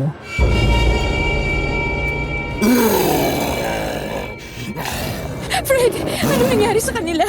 Bakit sila nagkaganyan? Yan ang tunay nilang anyo, Joanne. Mga aswang. Hindi kayo makakatakas sa amin! Tumakbo kami ni Fred papasok sa kakahuyan. Maya-maya, nakita namin ang lumang kapilyang tinutukoy ni Kelly. Naaalala namin ang sinabi niyang may daan doon patungo sa ilog. Tara, hanapin na natin yung ilog, Joanne. Totoo naman kaya na may ilog dito? Baka mamaya, isa lang yan sa mga kasinungalingan nila. Wala namang mawawala kung hahanapin natin. Malay mo, totoo na may ilog doon. Tatawiran natin yon at pupunta tayo sa kabilang pampang. Di ba marunong ka naman lumangoy? Oo, pero sigurado ba tayo? Wala na tayong panahon. Kailangan na natin gawin ang lahat ng paraan para makaalis dito. Nasa ganoon kaming tagpo nang marinig namin ang pagaspas ng mga pakpak sa ere. Pagtingala namin, nakita namin sina Kelly, Aling Esang, Mang Macario at Lolo Simeon. Lumilipad at hinahanap kami. Fred! Ayun sila lumilipad! Anong gagawin natin? Baka makita nila tayo! Takbo, Joanne! Takbo! Muli kaming tumakbo sa masukal na daan na napapaligiran ng matataas na puno at makakapal na halaman. Kahit madilim at walang katiyakan kung saan kami pupunta, tinahak pa rin namin ang daang yon, makalayo lang sa mga halimaw. Hanggang sa may matanaw kaming ilog. May ilog nga sa dulo ng kakahuyan. Fred, may ilog! May ilog nga rito! Sabi sa'yo may ilog na. Bilisan mo, Joanne. Lumusong na tayo. Baka malalim yan, Fred! Wala na tayong oras. Lusong na. Naririnig ko na sila. Malapit na sila. Bilisan mo. Lumangoy kami ng mabilis. Halos maubos na ang aking lakas. Malamig ang tubig sa ilog ngunit wala kaming ibang pagpipilian kundi lumusong doon. Mabuti na lang at medyo mababaw ang ilog. Kaya mabilis naming narating ang kabilang pampang. Pag-ahon namin sa tubig, pareho kaming napahandusay sa lupa. Hingal na hingal. Wala na akong naririnig na lumilipad, Fred. Wala na mga aswang. Oo nga, mukhang hindi na nila tayo nasundan. Sa tingin mo, ligtas na tayo. Hindi pa. Kailangan muna nating makalayo rito. Hanapin natin ang daan papunta sa bayan para makahingi tayo ng tulong. Pakiramdam ko, malayo pa yun mula rito. Tumayo kami at nagsimulang maglakad. Marami pa ring matataas na puno at damo sa paligid. Nahihirapan kaming hanapin ang daan patungo sa bayan. Fred, parang pare-pareho lang yung dinadaanan natin. Kanina pa tayo naglalakad, pero hindi pa rin tayo makaalis rito. Huwag tayong mawala ng pag-asa. Sigurado akong may labasan dito. Baka nasa kabilang bahagi lang nitong kakahuyan. Pero paano kung wala talaga? Paano kung naliligaw tayo ng mga aswang? Hindi nga nila tayo nasundan dito eh. Kaya huwag ka mag-isip ng ganyan. Ang isipin mo, makakalabas tayo sa lugar na to. Tumango ako kahit nanginginig pa rin ang mga kamay ko. Ipinagpatuloy namin ang paglalakad sa dilim ng gabi. Ilang sandali pa, bigla kaming nakarinig ng kakaibang tunog. Mahinang pag-angil. Kasunod ang mahihinang pagaspas ng mga pakpak. Narinig mo yun? Nalinti ka na. Mukhang nasundan tayo. Ano? Diyos ko, anong gagawin natin? Humigpit ang kapit ko sa braso ni Fred. Lumingon kami sa likuran kung saan namin naririnig ang mga pag-angil at pagaspas ng pakpak. At doon namin nakita sa pagitan ng mga puno, may mga nilalang na gumagalaw. Mga aswang yan, Fred. Nakikita ko yung mga pakpak nila.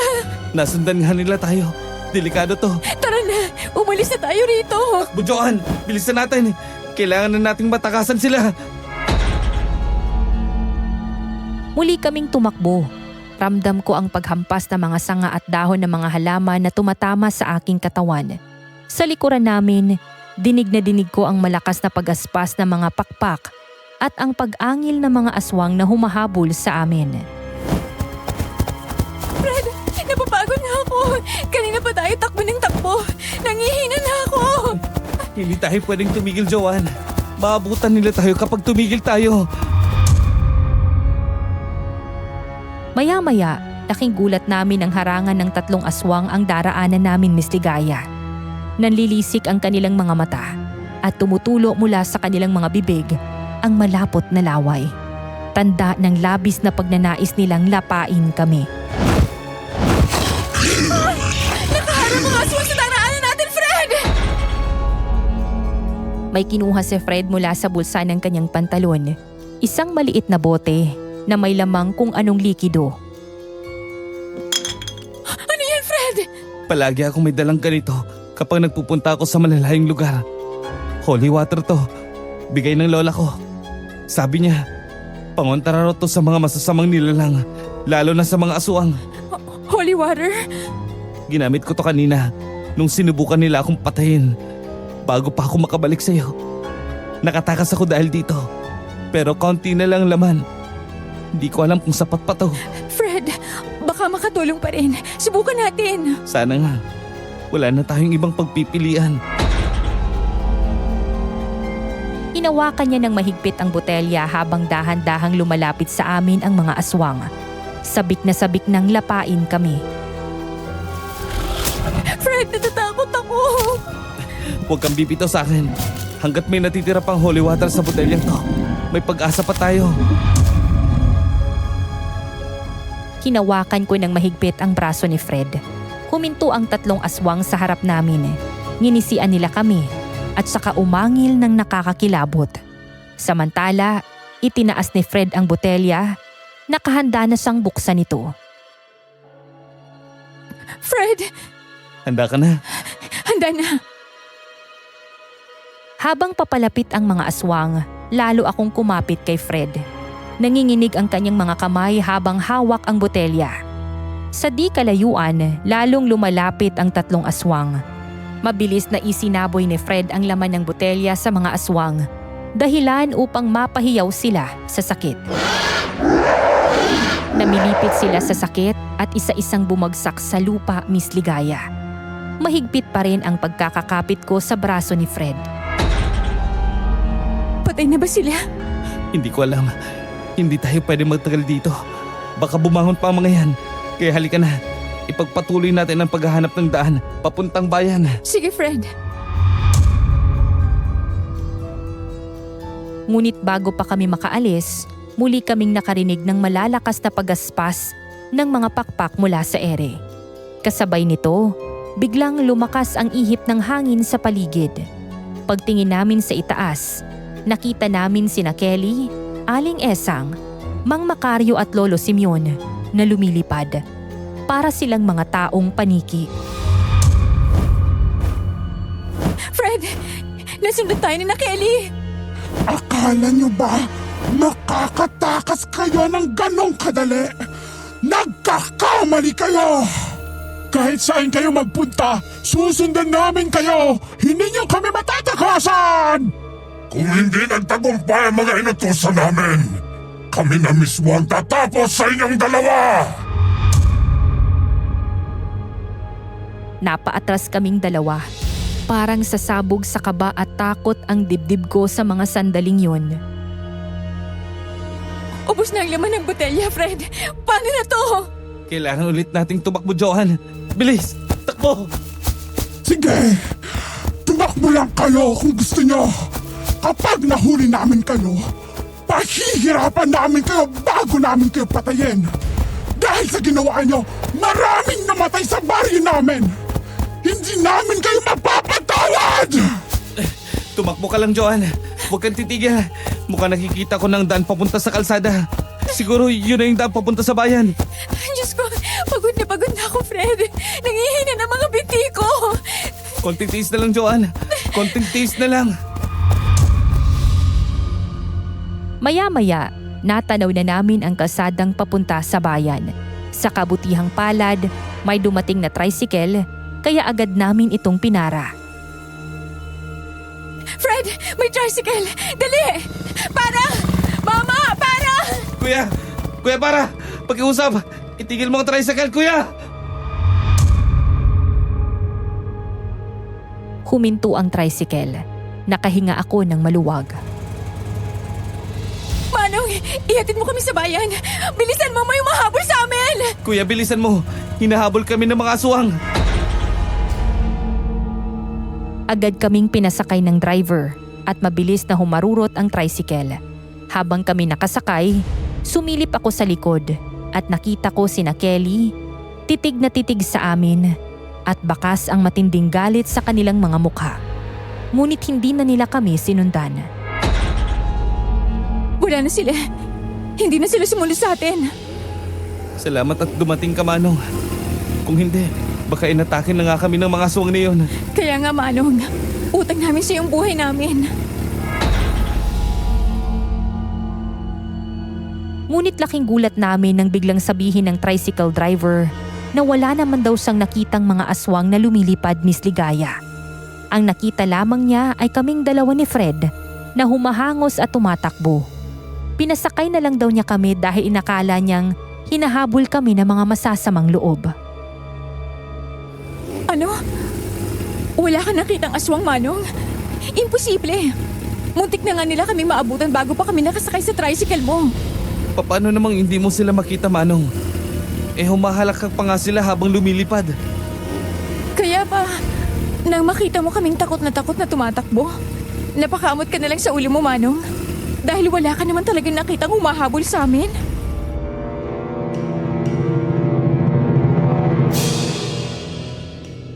Tumango ang tricycle driver at laking pagtataka namin nang malaman na wala raw siyang nakitang mga aswang.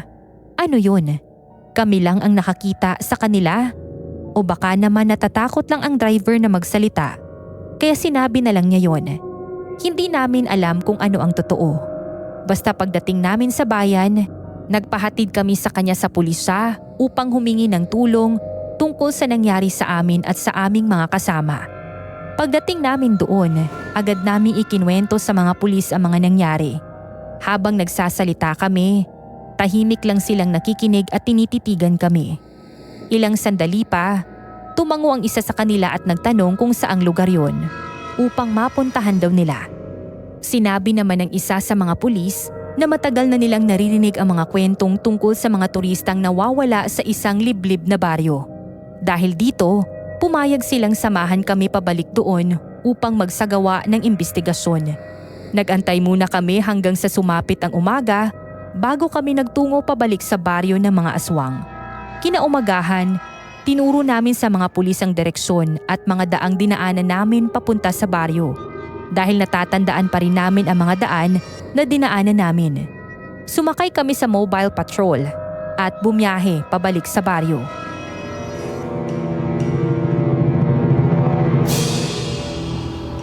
Kinakabahan ako, Fred.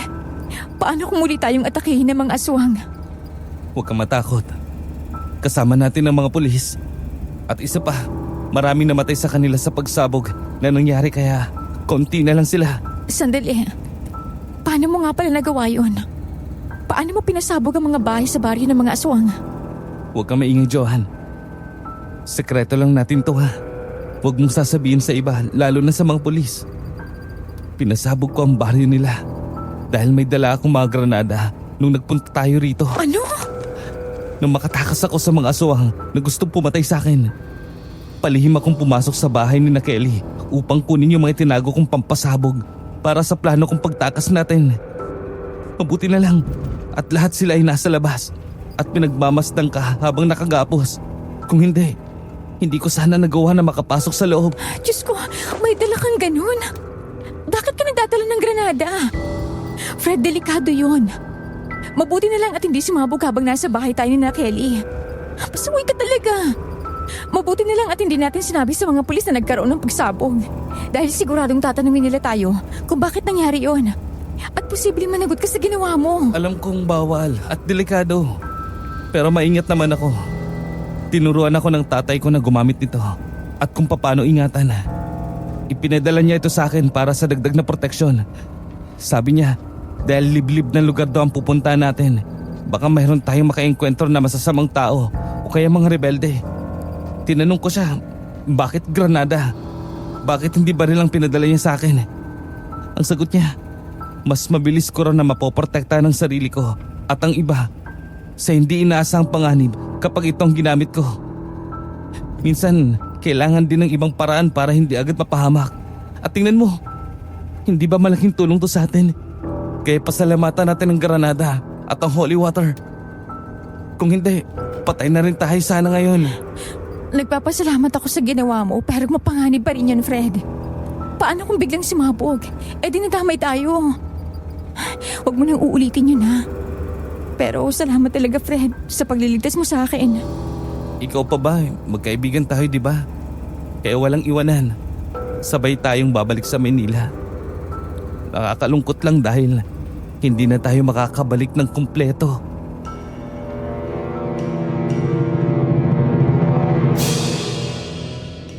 Natahimik kami at saglit na ipinagdasal ang mga kasama naming hindi nakaligtas sa mga aswang. Maya-maya ay huminto na ang sasakyan at bumaba kami kasama ang mga pulis. Lahat kami naglakad papasok sa kakahuyan. Sumalubong pa rin sa amin ang mga malalaking puno at matataas na halaman at damo sa paligid hanggang sa matunto namin ang baryo. Naaalala pa namin ang lumang kapilya na malapit doon. Kaya alam namin na sa lugar na yon ang baryo ng mga aswang. Ngunit laking pagtataka namin nang wala na ang mga bahay na dati naroroon.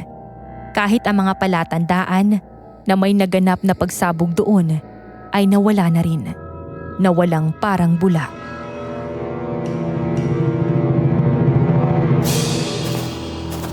Nasaan na yung mga bahay dito, Fred? Dito mismo yung lugar, di ba? Oo, dito mismo yun.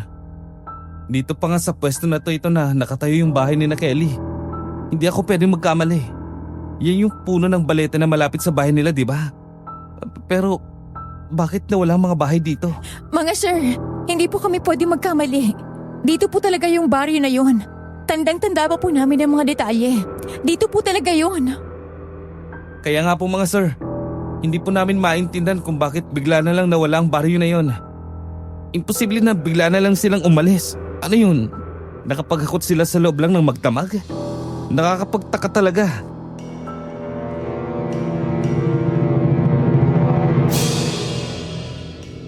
Narinig ko ang isa sa mga pulis na nagsabing marami na silang naririnig tungkol sa baryo ng mga aswang. May mga kwento raw na may mga turistang pumapasok sa lugar pero hindi na nakakalabas.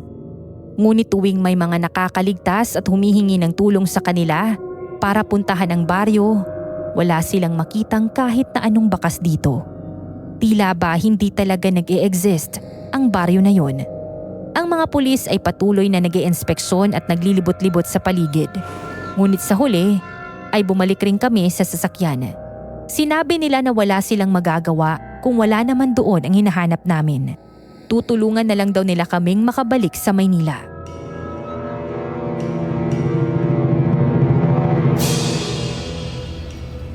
Bigla ko lang naalala, Joanne.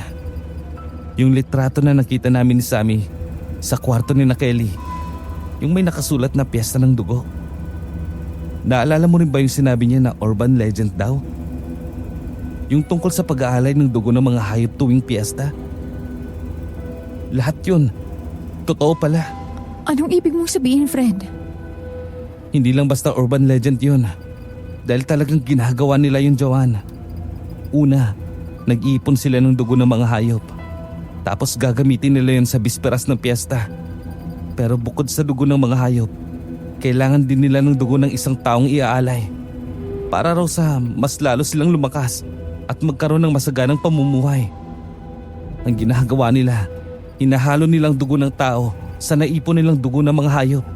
At yun mismong inialay nila sa tinatawag nilang Panginoon. Bale, ritual yun ng mga aswang tuwing bisperas ng kanilang piyesta. Kaya tinawag nila itong piyesta ng dugo. Diyos ko, ganun pala yun. Muntik na nila akong mabiktima. Pero, paano mo nalaman ang lahat ng yun? Nung nagising ako, matapos tayong painumin ni Kelly ng tsaa na may pampatulog, narinig ko ang mga aswang na pinag-uusapan ng tungkol sa pag-aalay para sa piyesta. Doon ko nalaman ang lahat. At isa pa, nalaman ko rin na pinatay nila si Ate Divine at si Sammy. Si Sammy ang unang nakaalam ng sekreto nila, kaya agad siyang pinatahimik. Narinig daw ni Sammy ang balak ni na Kelly. Babalik sana siya sa bahay para balaan tayo pero hindi na siya nakabalik pa. Dahil pinatay na siya ng mga halimaw na yun. Kawawa naman si Sammy at Ate Divine. Pinagsisisihan ko nagtiwala tayo at sumama kay Kelly. Kung alam ko lang, hindi sana nangyaring lahat ng to. Wala na tayong magagawa. Nangyari nang nangyari. At hindi na natin yun maibabalik pa. Ang mahalaga, natuto tayo sa pagkakamali natin. Maayos kaming nakabalik sa Maynila, Miss Ligaya. Ilang araw akong hindi makatulog dahil paulit-ulit na bumabalik sa isip ko ang bangungot na naranasan namin sa baryong yun. Fred, naisip mo ba yung pamilya ni na Sammy at Ate Divine? Kailangan nating sabihin sa kanilang totoong nangyari sa kanila. Oo, Joanne. Hindi natin pwedeng itago sa kanila yon. Pero, sigurado ka bang dapat nating sabihin lahat sa kanila? Oo naman. Karapatan nilang malaman kung anong nangyari kina Sammy at Ate Divine. Sige. Pero kailangan din nating ipaliwanag sa kanila na hindi na nila dapat ikwento sa ibang nangyari. Alam ko, dahil wala rin namang maniniwala. Pinuntahan namin ang bahay ni na Sammy at Ate Divine upang kausapin ang kanilang mga pamilya. Sa una, hindi namin alam kung paanong sisimulan ang pag-uusap. Ngunit nang makapagsalita na kami, parang kusa na lang na lumalabas sa bibig namin ang lahat ng gusto naming sabihin. Ikinwento namin lahat ng nangyari at halos gumuho ang mundo nila nang marinig ang balitang wala na ang mga mahal nila sa buhay. Gayunpaman, hindi nila kami sinisi dahil alam nilang biktima din kami ni Fred ng trahedyang yun. Bagamat sinabi namin sa pamilya ni na Sammy at Ate Divine ang lahat ng nangyari, hindi na namin ikinwento sa aming mga katrabaho ang naging karanasan namin sa baryong yun. Sigurado kaming wala rin namang maniniwala sa amin. Nang magtanong sila kung bakit hindi na bumalik sa trabaho sina Sammy at Ate Divine, sinabi na lang namin na wala kaming alam.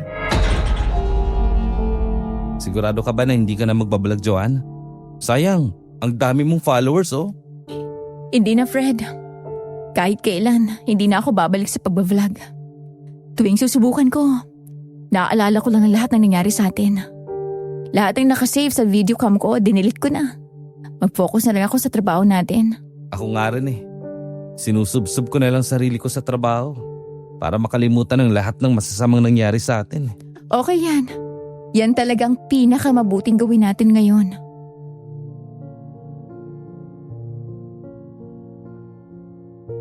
Lumipas ang mga linggo, buwan at taon. Ngunit kahit anong gawin ko, hindi ko pa rin kayang burahin sa isip ko ang mga nangyari. May mga gabi na pakiramdam ko ay may nakamasid sa akin mula sa labas ng bintana. Ngunit kapag sumisilip ako, wala naman akong nakikita. Pero kahit ganon, pilit kong sinasabi sa sarili ko na tapos na ang lahat. Tapos na ang bangungot. Dito ko na po tinatapos ang aking kwento, Miss Ligaya. Hanggang ngayon, palaisipan pa rin sa amin ni Fred kung nasaan na ang baryo ng mga aswang at kung bakit ito bigla na lamang naglaho. Sa inyo mga tagapakinig, sa tingin nyo, bakit kaya biglang nawala ang baryong yun? At nasaan na kaya ngayon si Kelly at ang kanyang pamilyang aswang? Mag-iwan lamang kayo ng komento dito sa comment section at babasahin ko ang inyong mga sagot kapag napili ang aking kwento. Muli, ako si Joanne at maraming salamat sa inyong pagkikinig. Magandang araw po sa inyong lahat. Maraming salamat Joanne sa pagbabahagi ng iyong kwento. Grabe, habang pinapakinggan ko ang lahat ng pinagdaanan niyo ni Fred, ramdam ko talaga ang takot, lungkot at bigat ng karanasan niyo sa lugar na yon. Hindi biro ang makaharap ng ganong klase na kababalaghan at higit sa lahat, ang mawalan ng mga kaibigan sa isang trahedyang hindi maipaliwanag. Alam kong mahirap kalimutan ang mga karanasan niyo, lalo na't kung bawat gabi ay bumabalik sa isip niyo ang bangungot ng nakaraan.